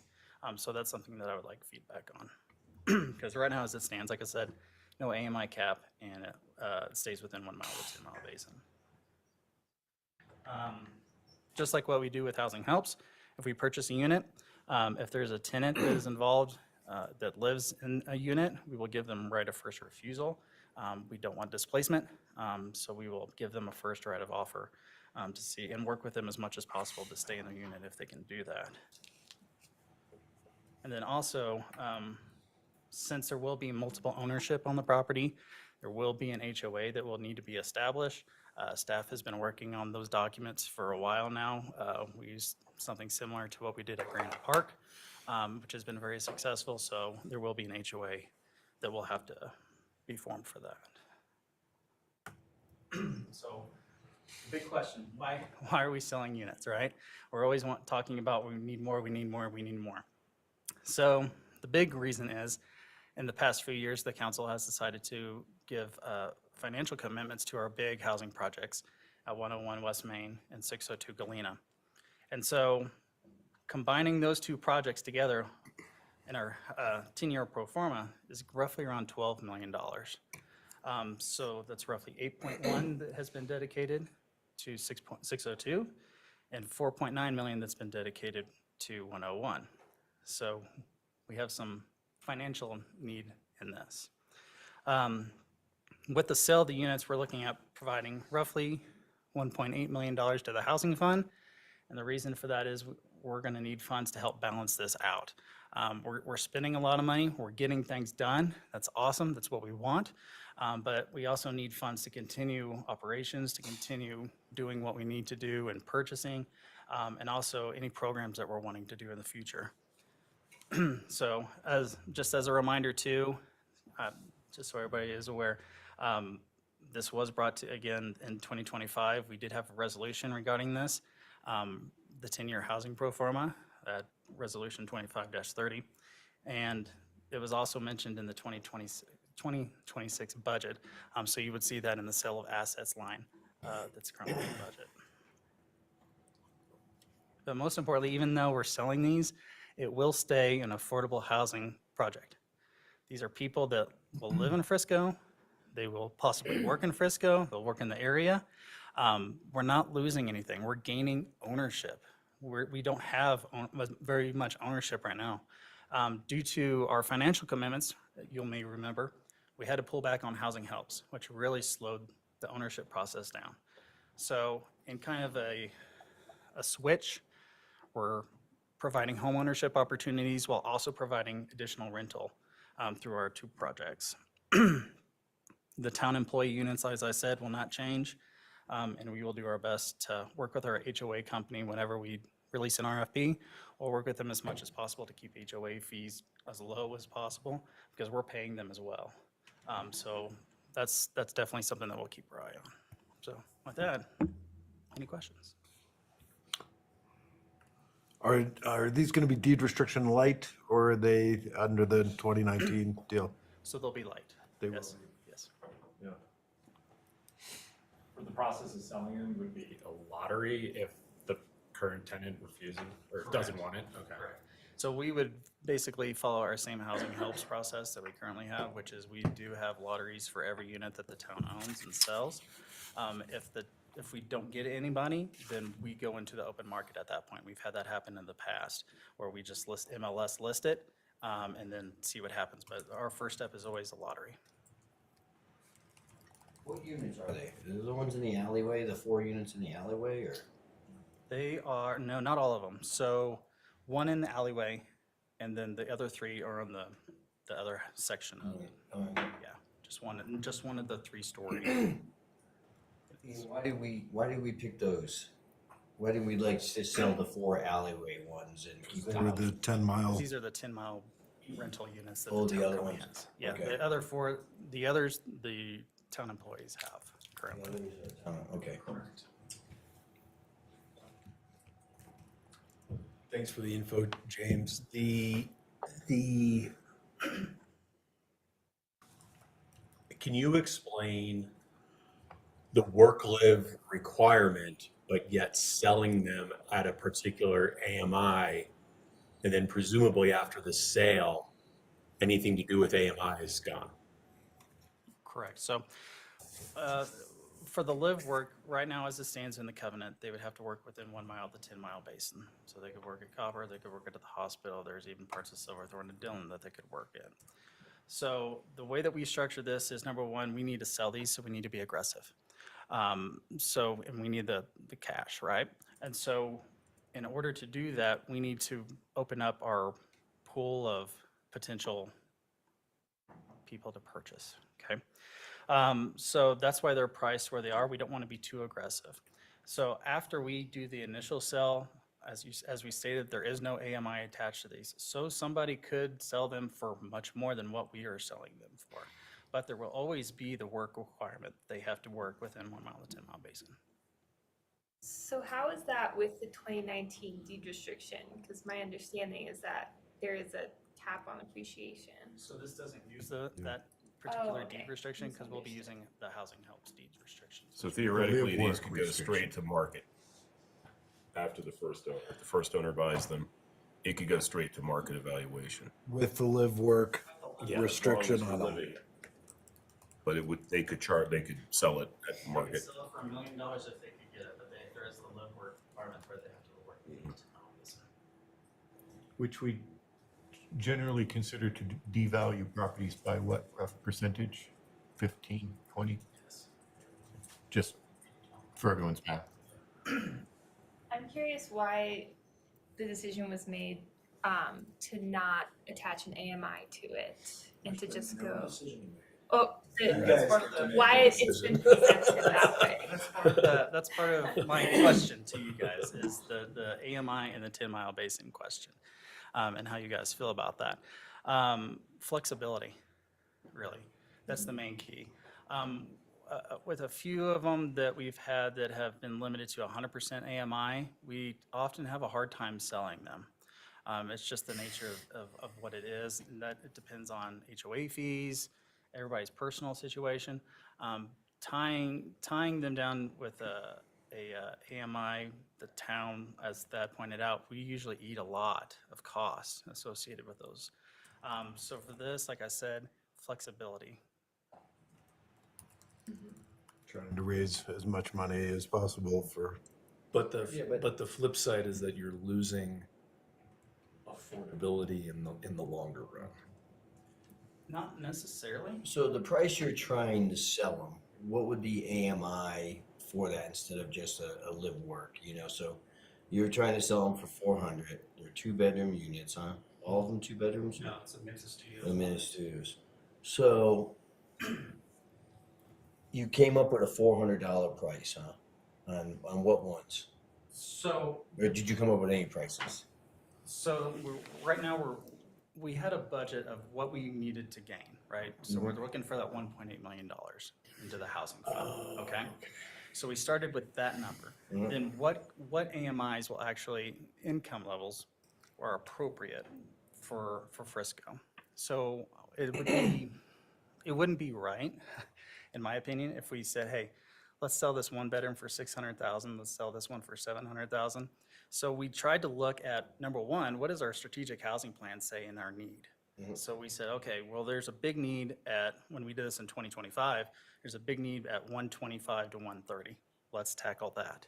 So that's why we picked those numbers. But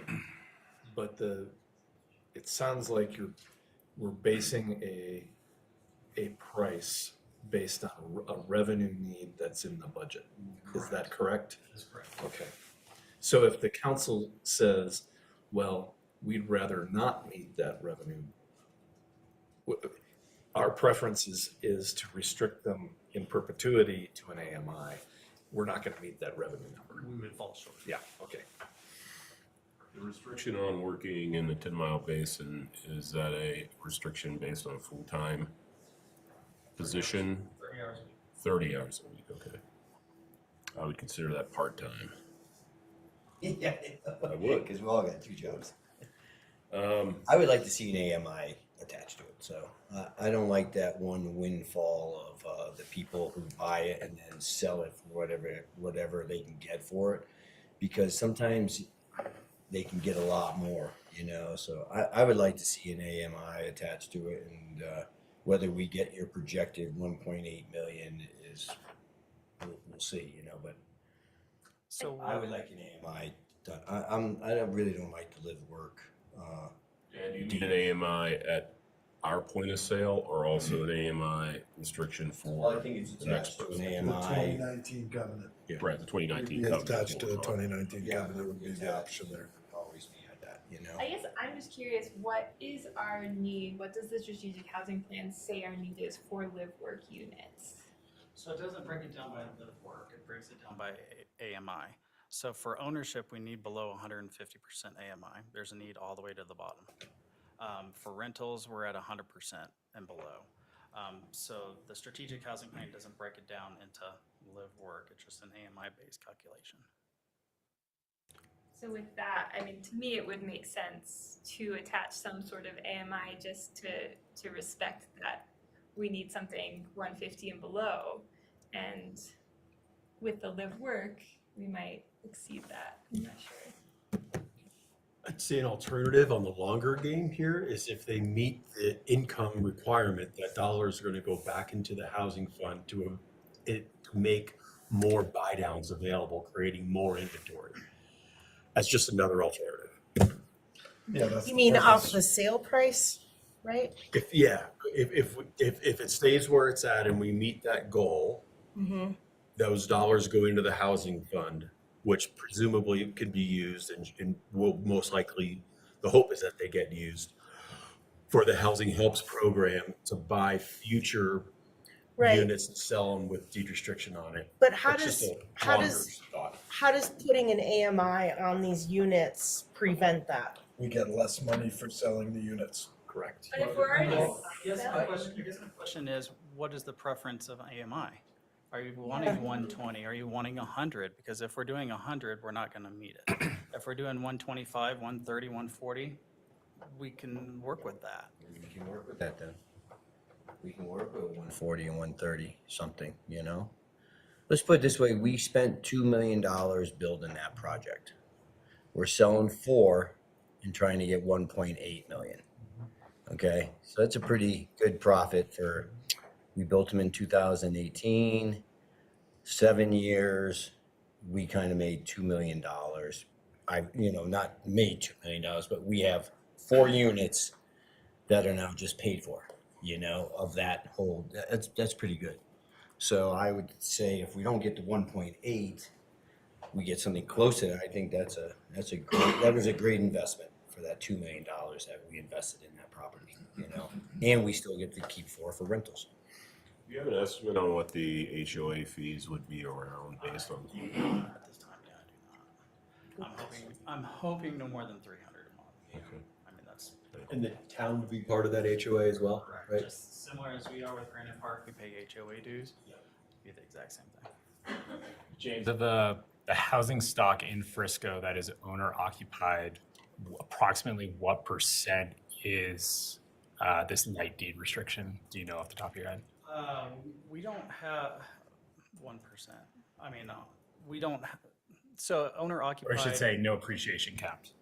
That I don't know. Okay. That I honestly don't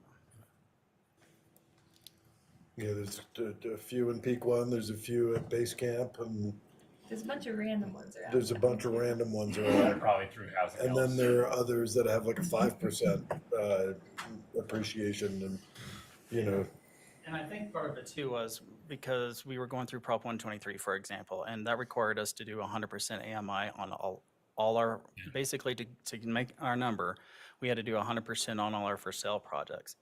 And so we also heard from the Peak One neighborhood that said, hey, we're stuck. We can't get out of here.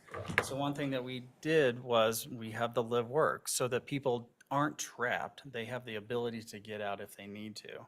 And that way there is some flexibility that if someone is in Peak One that needs to get out, their life has changed, they don't have an AMI that they have to meet for this property, but they're still required for the workforce housing element. Yeah. I feel like these properties aren't comparable though. Like, I feel like the Mary Ruth properties are not the same, like as far as living space and stuff like that. Like, I feel conflicted because of this overall conversation that's been ongoing about deed restrictions, AMIs, appreciation caps. I mean, I'm just throwing that out there that I feel very conflicted because we're telling some people that it's got to be this way, and then we're offering a different pathway to another group. I don't think that if you're a family in Peak One neighborhood, you're going to move to Mary Ruth. I don't feel like it's just not comparable. No, one to 2 bedrooms aren't gonna be a family as it is. Right. Yeah. I'm just I don't want to get too far into a conversation I shouldn't be in, but I do feel a conflicting vibe in myself. No, when I compare the two, I'm not saying that the vibe of the neighborhoods are the same, or that that is, Peak One is more of a family neighborhood, right? This is downtown. These are they're townhomes, right? But maybe somebody's kid has moved out and they need to downsize, or maybe they jobs have changed and they're making a lot more, and now they're like, you know what, this can be for somebody else that can afford this AMI. I can get out of it and I can go do this, and it may be for somebody completely different. It's just there's just a lot of different options for somebody like that. What if we put them on the AMI first and they don't sell, then could we change a couple to live work, or is that no? Yeah, we can do that. If they didn't go up before they go on market, It gets put on it at the point of sale. Exactly. We don't do anything till. Yeah, nothing's gonna happen till. that way we try to sell them at 130, and if they don't sell, then maybe they go to the live work or something. I don't know if that's a possibility. Yeah, it is. I like that idea, and also I know maybe like having some sort of buffer. So like, say we sell it at 130, AMI can go up to 150 or something like that, just so people can afford that. Personally, I support the way you've written it with no appreciation cap or income limits. I think those are few and far between in the town, and I think if we can get more of those, it's a good thing. there's a lot of them and they sell slowly, cause they're very expensive, I don't the ones that I've seen around. Yeah, personally, myself, I also feel like we're missing the stepping stones. And we just keep providing more for those without a place to go. And so I don't mind trying to make more money on these that way.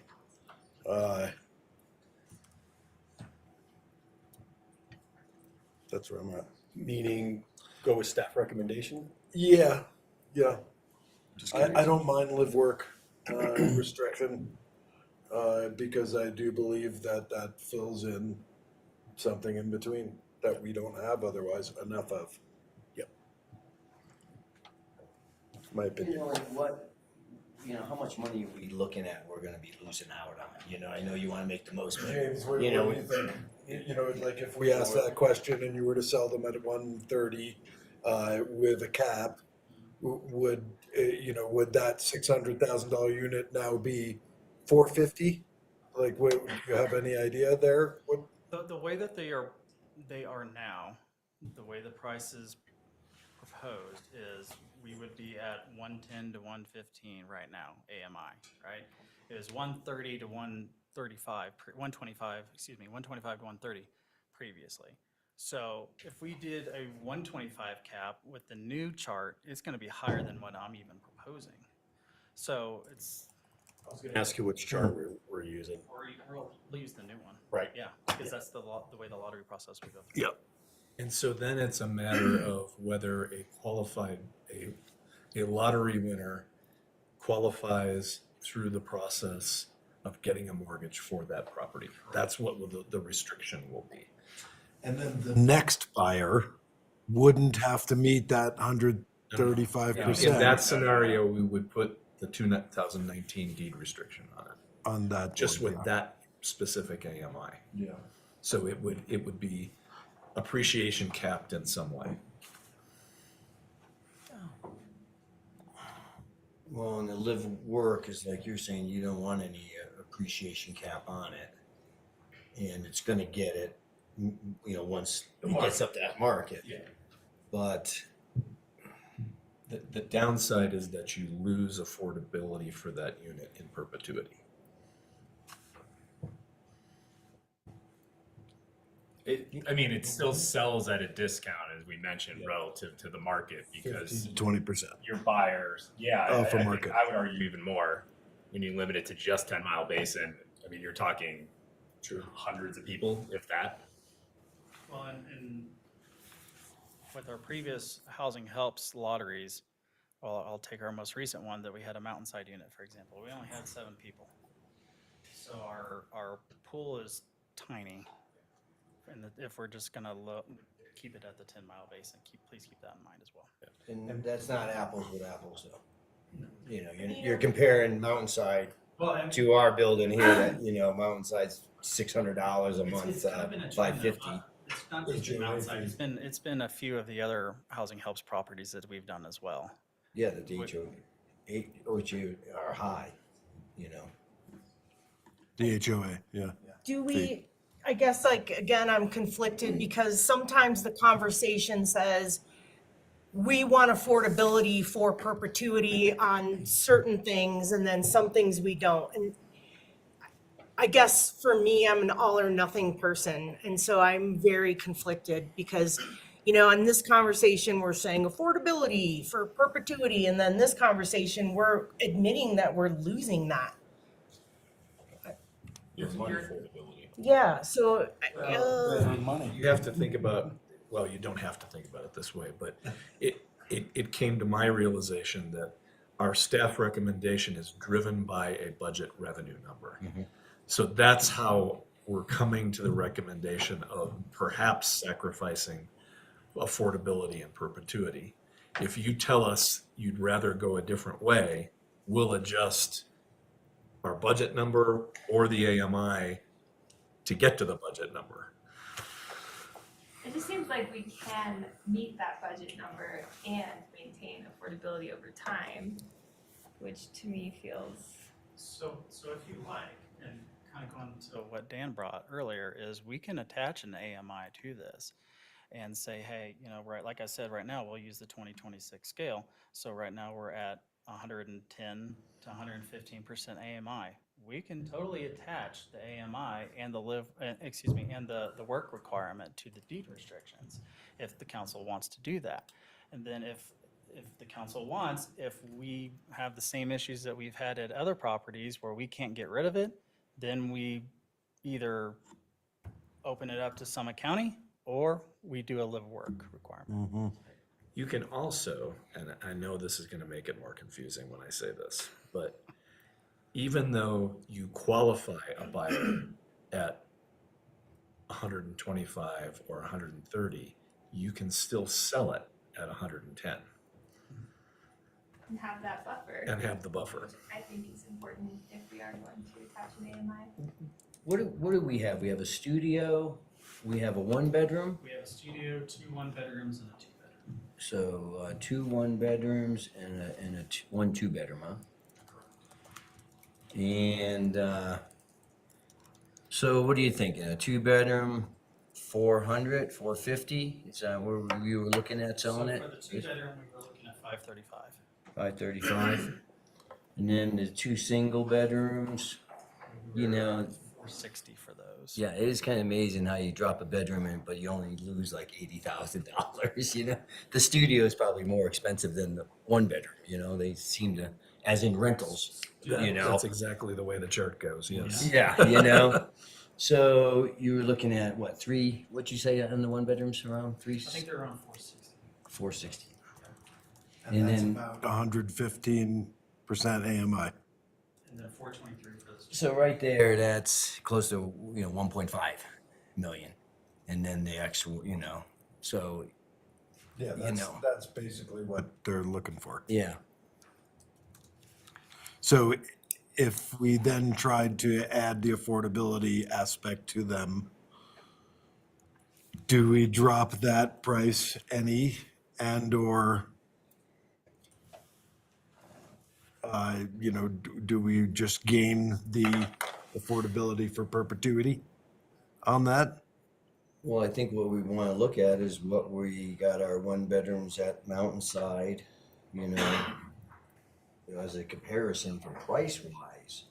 Because we're still trying to sell the 1 bedroom Mountainside for 500. We sold it, we dropped it considerably. Okay, Yes. to It's a 360.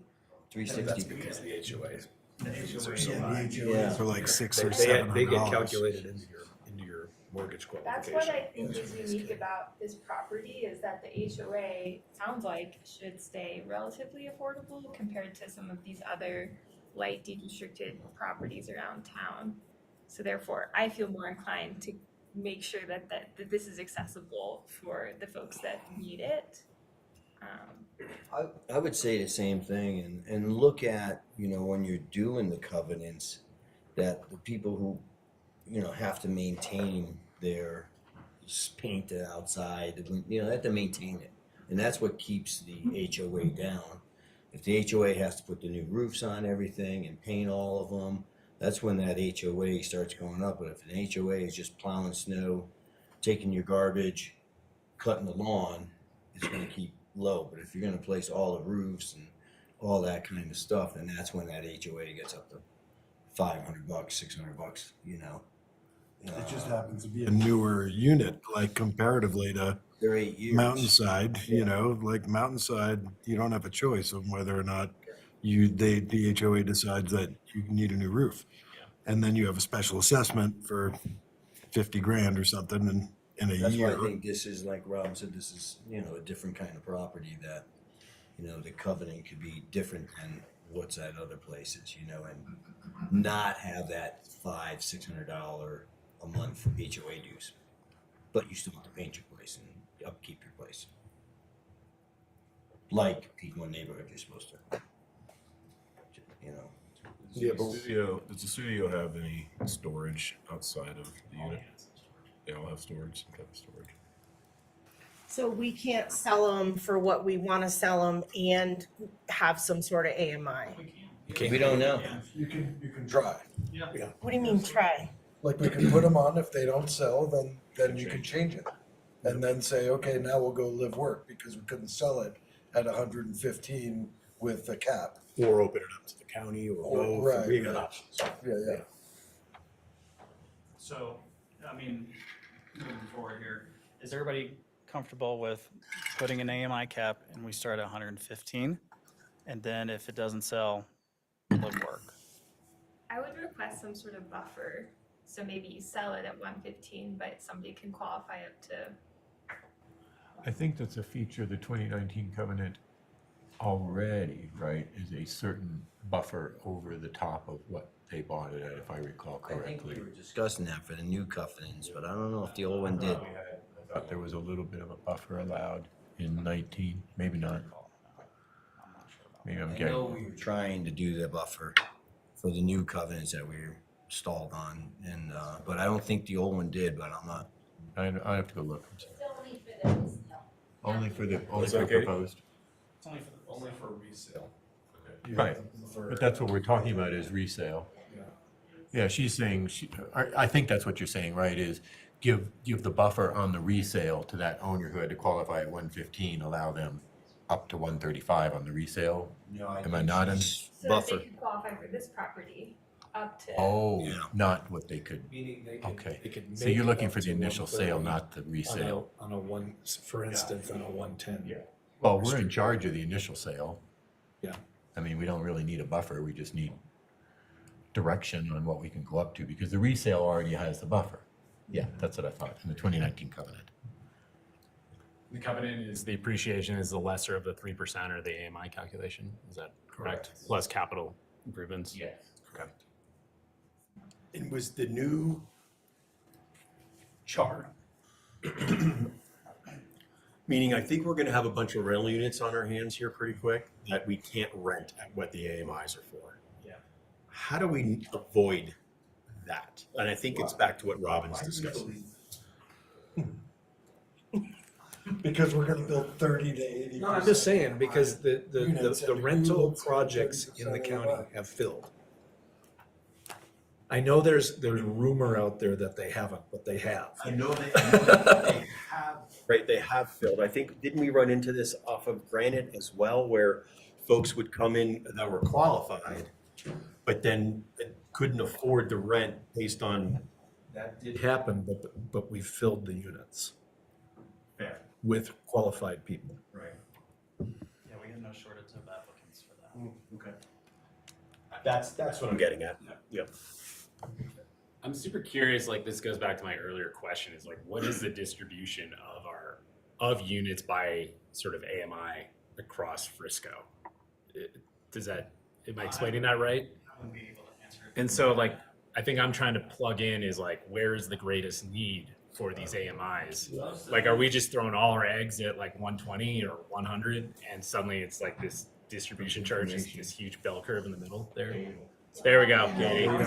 Sorry to put you on, I wasn't trying to put you on the spot, James. I'll help them out because it's in a staff memo that Thayer, you would not have seen this, it's old. So when we started talking about the housing restrictive covenants, so this was back about 2 years ago, we said there was approximately 155 properties within the town that have restrictive covenants on them, and approximately 40 of them are the light or live work restrictions. So you have about 40 out of 155 as of 2 years ago. We've added a couple live work It's more than I thought. and a couple, so, yeah. The average AMI we have right now is 100%, but there are some 80, a couple 80, some 120, 140, and 160 also. And none below. Yeah. Our housing plan talks about need. We still have need in the for sale product across the range of AMIs. Yeah. Yeah. I guess there to your question is, we have such a need across that spectrum, we're never gonna meet it. Right. Or overdo it in one area. Yeah. And then, I guess to circle back on Tom's question of why I believe that, it's because that chart just came out and the rates are high and wages haven't followed. We got time. Yeah. I would love to be right on that. I hope.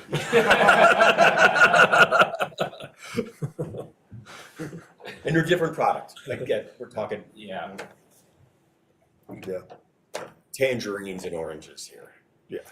I guess it's fine for me to start with the AMI. If we fill it, we fill it. If we don't fill it, then we consider what else we do. Or how else we attack it.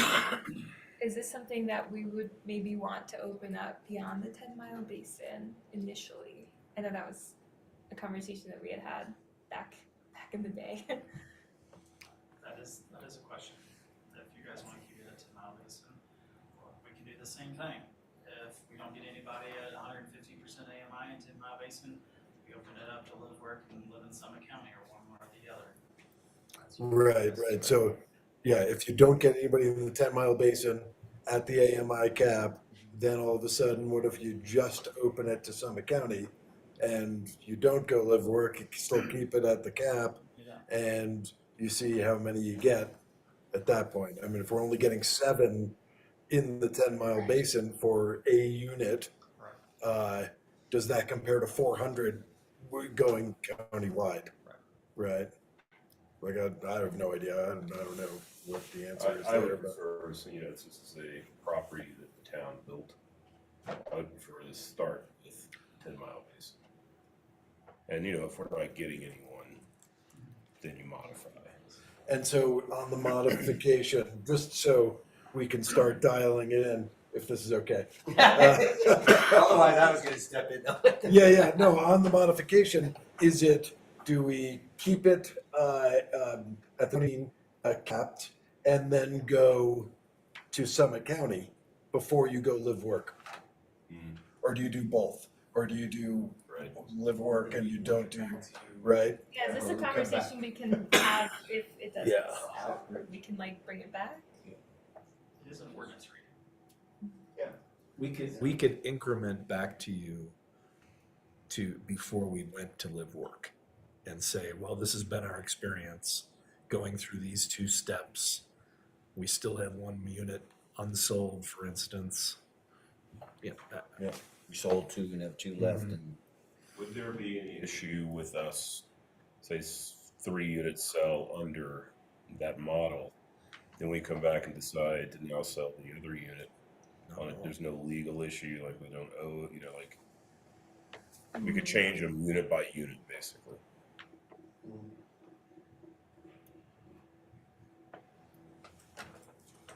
Okay. I mean, put this together for us. Yeah. Well, I like that. Come on, Somebody put the puzzle together for James. Wouldn't like For you guys to pivot through it, meaning we'll see it again, but like, I would leave it with staff, right? What I'm gathering from the group is going out to market with a 10-mile basin requirement and an AMI requirement of, you were discussing, you know, of the 115-ish area, and see what that looks like. Do you want further, how do we give you more flexibility of like, whatever, you know, if in X amount of time it doesn't work, we then go to open it up outside of the 10-mile basin. I think that's clarity for staff. That's- We want the same time, and we're totally fine with that. We'll stick with the 115. If units fail to sell, we open it up to Summit County past the 1 mile, the 10 mile plus 1 mile. You comfortable with that? Do you want the buffer or no? I would like the buffer. Well, the You did buffer right. is built in because it's a resale already. Well, Put a buffer on the initial sale. Well, you're calling it a resale. No. Well, She was trying to the do buffer on resale. resale exists. but not. So my point is, do we need a buffer on the initial sale, or you just need some range of authority? Right, and so instead of, you're saying at about 115. Right. And what I would say, I would express it as at 115 or up to 125. Like Robin was saying. Yeah, Robin? No, it's okay. I'm just looking for the scope of your buffer. If he's gonna start at if the town's gonna start at 115, we don't sell right away, 125? What's the buffer? What's the buffer? What's the scope of the? I From what I understood from the housing authority, what has been most helpful is that 20% buffer. We can't do 20 though, because the chart doesn't have an income level for 135% AMI. So you can do 15 or 25, but you're gonna kill the housing authority, So you go to pull the their top, hair go to out the top if you of the try to chart. do a 135 that They doesn't have exist. 130 though. They have, yes, they go by 5 on that one. So 115 to 130? I mean, I would say 135. But it doesn't exist. Sorry, 130. Apparently. The price is right. Does that help, James? But James, point of clarification, right? So whatever the range is in the AMI initially, I'm thinking 90 days just to fill in the blank at this point. Then you open up to Summit County under that same restriction. Let's assume for purposes of discussion, 90 days goes by. Then we go to live work. I'm looking for a path to amend this ordinance on second reading so that we don't have to come back. Nine, okay. Okay. That keeps us in this fiscal year. Cool. I got it for a second. Are they empty now or? All but one. Three of them. Three are empty? We knew this was coming and we did want to get into Oh, the yeah. So now we're losing money on them, huh? Short-term loss. Good? You good? So it would be For now, if there's a motion, it would be to approve on first reading with direction to staff to bring back amendments on second reading to reflect this marketing conversation. That's what I would call it. Marketing/restriction conversation. And we'll bring those back in a second. We may have to revisit with that. Any more questions for James? Sorry, I don't think James. I got that. So that, Right. this Because would be the first reading then, and then the next one would be the second would be done. We wouldn't start with another first reading. That's what you're trying to, that's what he's trying to, yeah. Well, and what Okay. I'm trying to do is, I'm trying to get us out to the end game of, let's suppose we just can't sell them at the AMI levels. I don't want to come back for another ordinance to get authority to sell it under a live work. Yeah. I'm looking for, where, do we have that authority now, and if so, when? Right, yes. Thank you, Thad. James, anything else from you? Well, let me open it up to public comment then. Any public comment in chambers or online? Not seeing any. Not seeing any public comment on chambers or online. I'll bring it back to council for any further discussion and or a motion. And if need be, council can help with verbiage of that motion.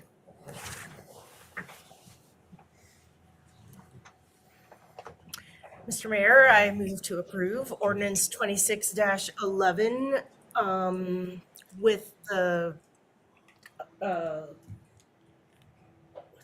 Direction to staff? direction to staff to include this, The marketing and covenant limitations that were discussed at this meeting. the marketing and covenant limitations we've discussed at this meeting.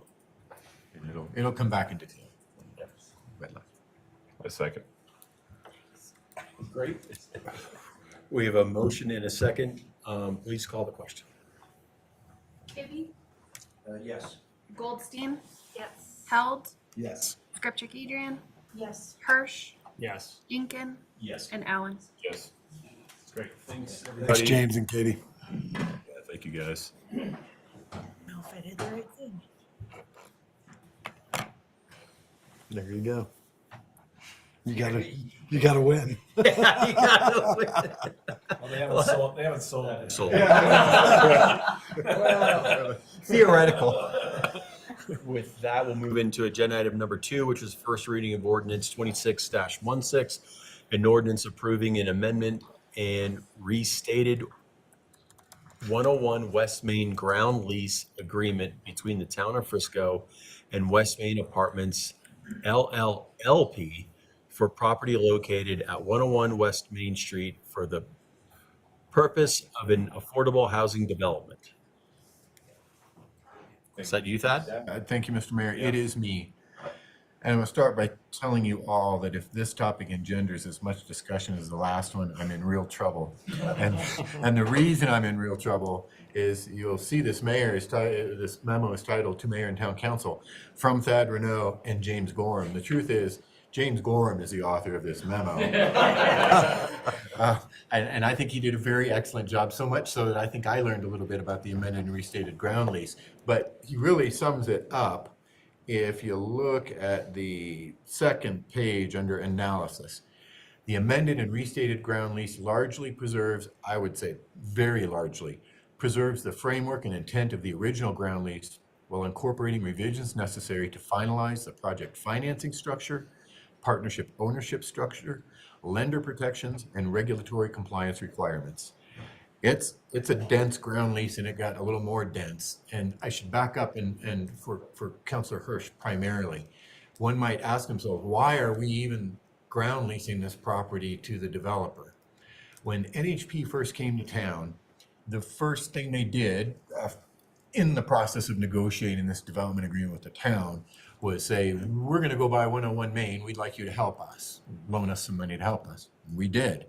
They bought it, right? They were the owners of that property, and we're going to proceed accordingly. And in the midst of all of this came the opportunity for grant money from the state of Colorado, affordable housing land banking grant, essentially, right? So what the state did was agreed to grant the town $5 million for the purpose of buying the 101 West Main property from NHP and leasing it right back to them for $1 a year.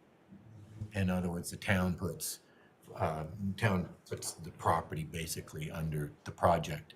The state money and the town's money, for that matter, came with the caveat, as you would expect in a land banking program, that this land is always going to be for affordable housing, right?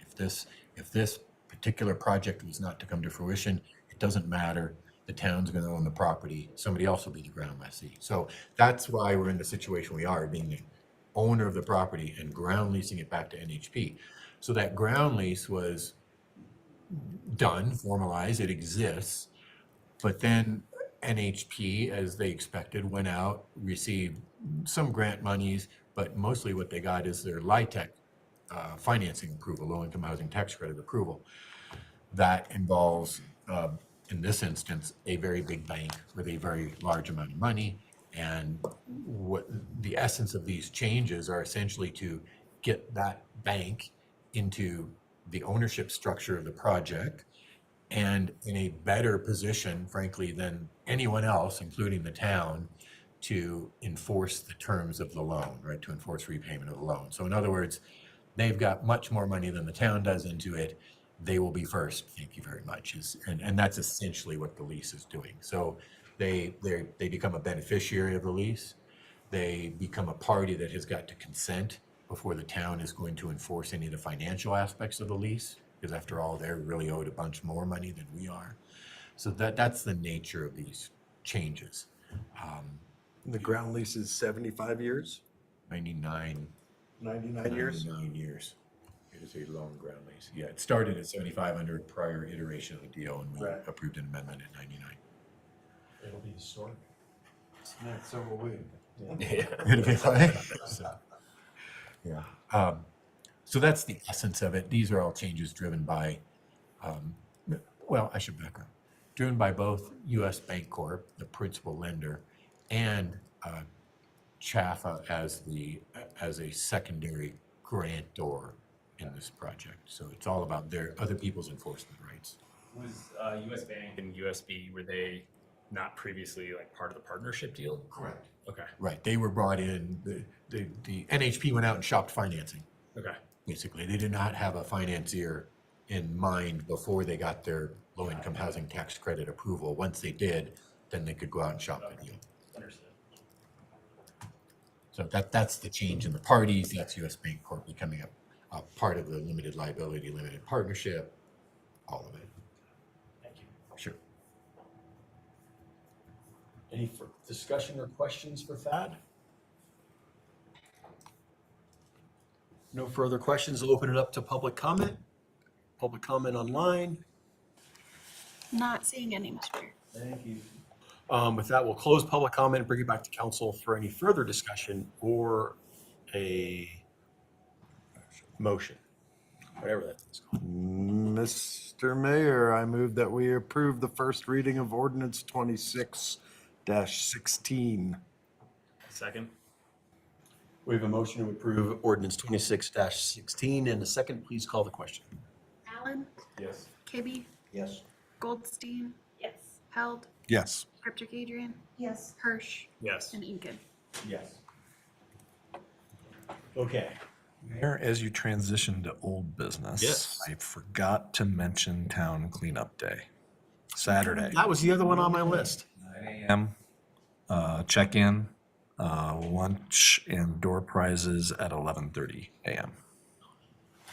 And with that, in the bus barn, they're also accepting all kinds of other hazardous recycled materials, hard to recycle, computers, paints, stains, all that kind of stuff. Yeah. Sorry. No, I totally appreciate it. It was on my list and I lost my list. And thanks for the bus barn plug. Great. So moving into old business, the Mr. Schumacher's interest this evening is going to be second reading of ordinance 26-9 and amending the code of ordinances of the town of Frisco, Colorado by repealing and reenacting chapter 65 concerning building construction and housing standards to adopt by building code 2024 edition and the International Residential Code of 2024 edition and an International Fire Code of 2024 edition, the National Electrical Code of 2026 edition, the International Mechanical Code of 2024 edition of the International Plumbing Code 2024 edition, the International Fuel Gas Code of 2024 edition, the International Energy Conservation Code of 2024 edition, the International Existing Building Code 2024 edition, the International Swimming Pool and Spa Code of 2024 edition, and International Property Maintenance Code of 2024. Oh, it goes on. Yeah, I was like, you're not done. Edition. The Uniform Code for the Abatement of Dangerous Buildings, the 1997 edition of the Colorado Model Electric Ready and Solar Ready Code, and the Colorado Wildfire Resiliency Code. Well done. And with that, we have Katie. I don't have much. John Schumacher is here if you have any technical questions, as always. So the suggested modifications made at the first reading were incorporated into the ordinance before you that was in the packet. So we're just here if you need us for questions. Thanks, Katie. Any questions for staff or discussion? I just want to say thank you guys for having this long conversation with us and answering all of our very complicated questions and making it digestible, because it was a lot to learn. It's awesome. I agree, and I really appreciated that in the staff report you included the previous work sessions. That was super helpful, so thanks. Anything else? Great, we'll open it up to public comment. Any public comment in chambers or online? Not seeing any, no public comment. We'll close public comment and bring it back to council for any further discussion or motion. Mr. Mayor, I move that we approve the second reading of ordinance 26-09. Second. We have a motion and a second to approve 26-09. Please call the question. Inkin, Yes. Allen, Yes. Kibbe, Yes. Goldstein, Yes. Held, Yes. Skipjack Adrian, Yes. and Hirsch. Yes. Great, thank you. Thank you to staff. Thank you, Mr. Schumacher. Safe travels. Thanks for coming. For being here. Guess you could have called this one in, huh?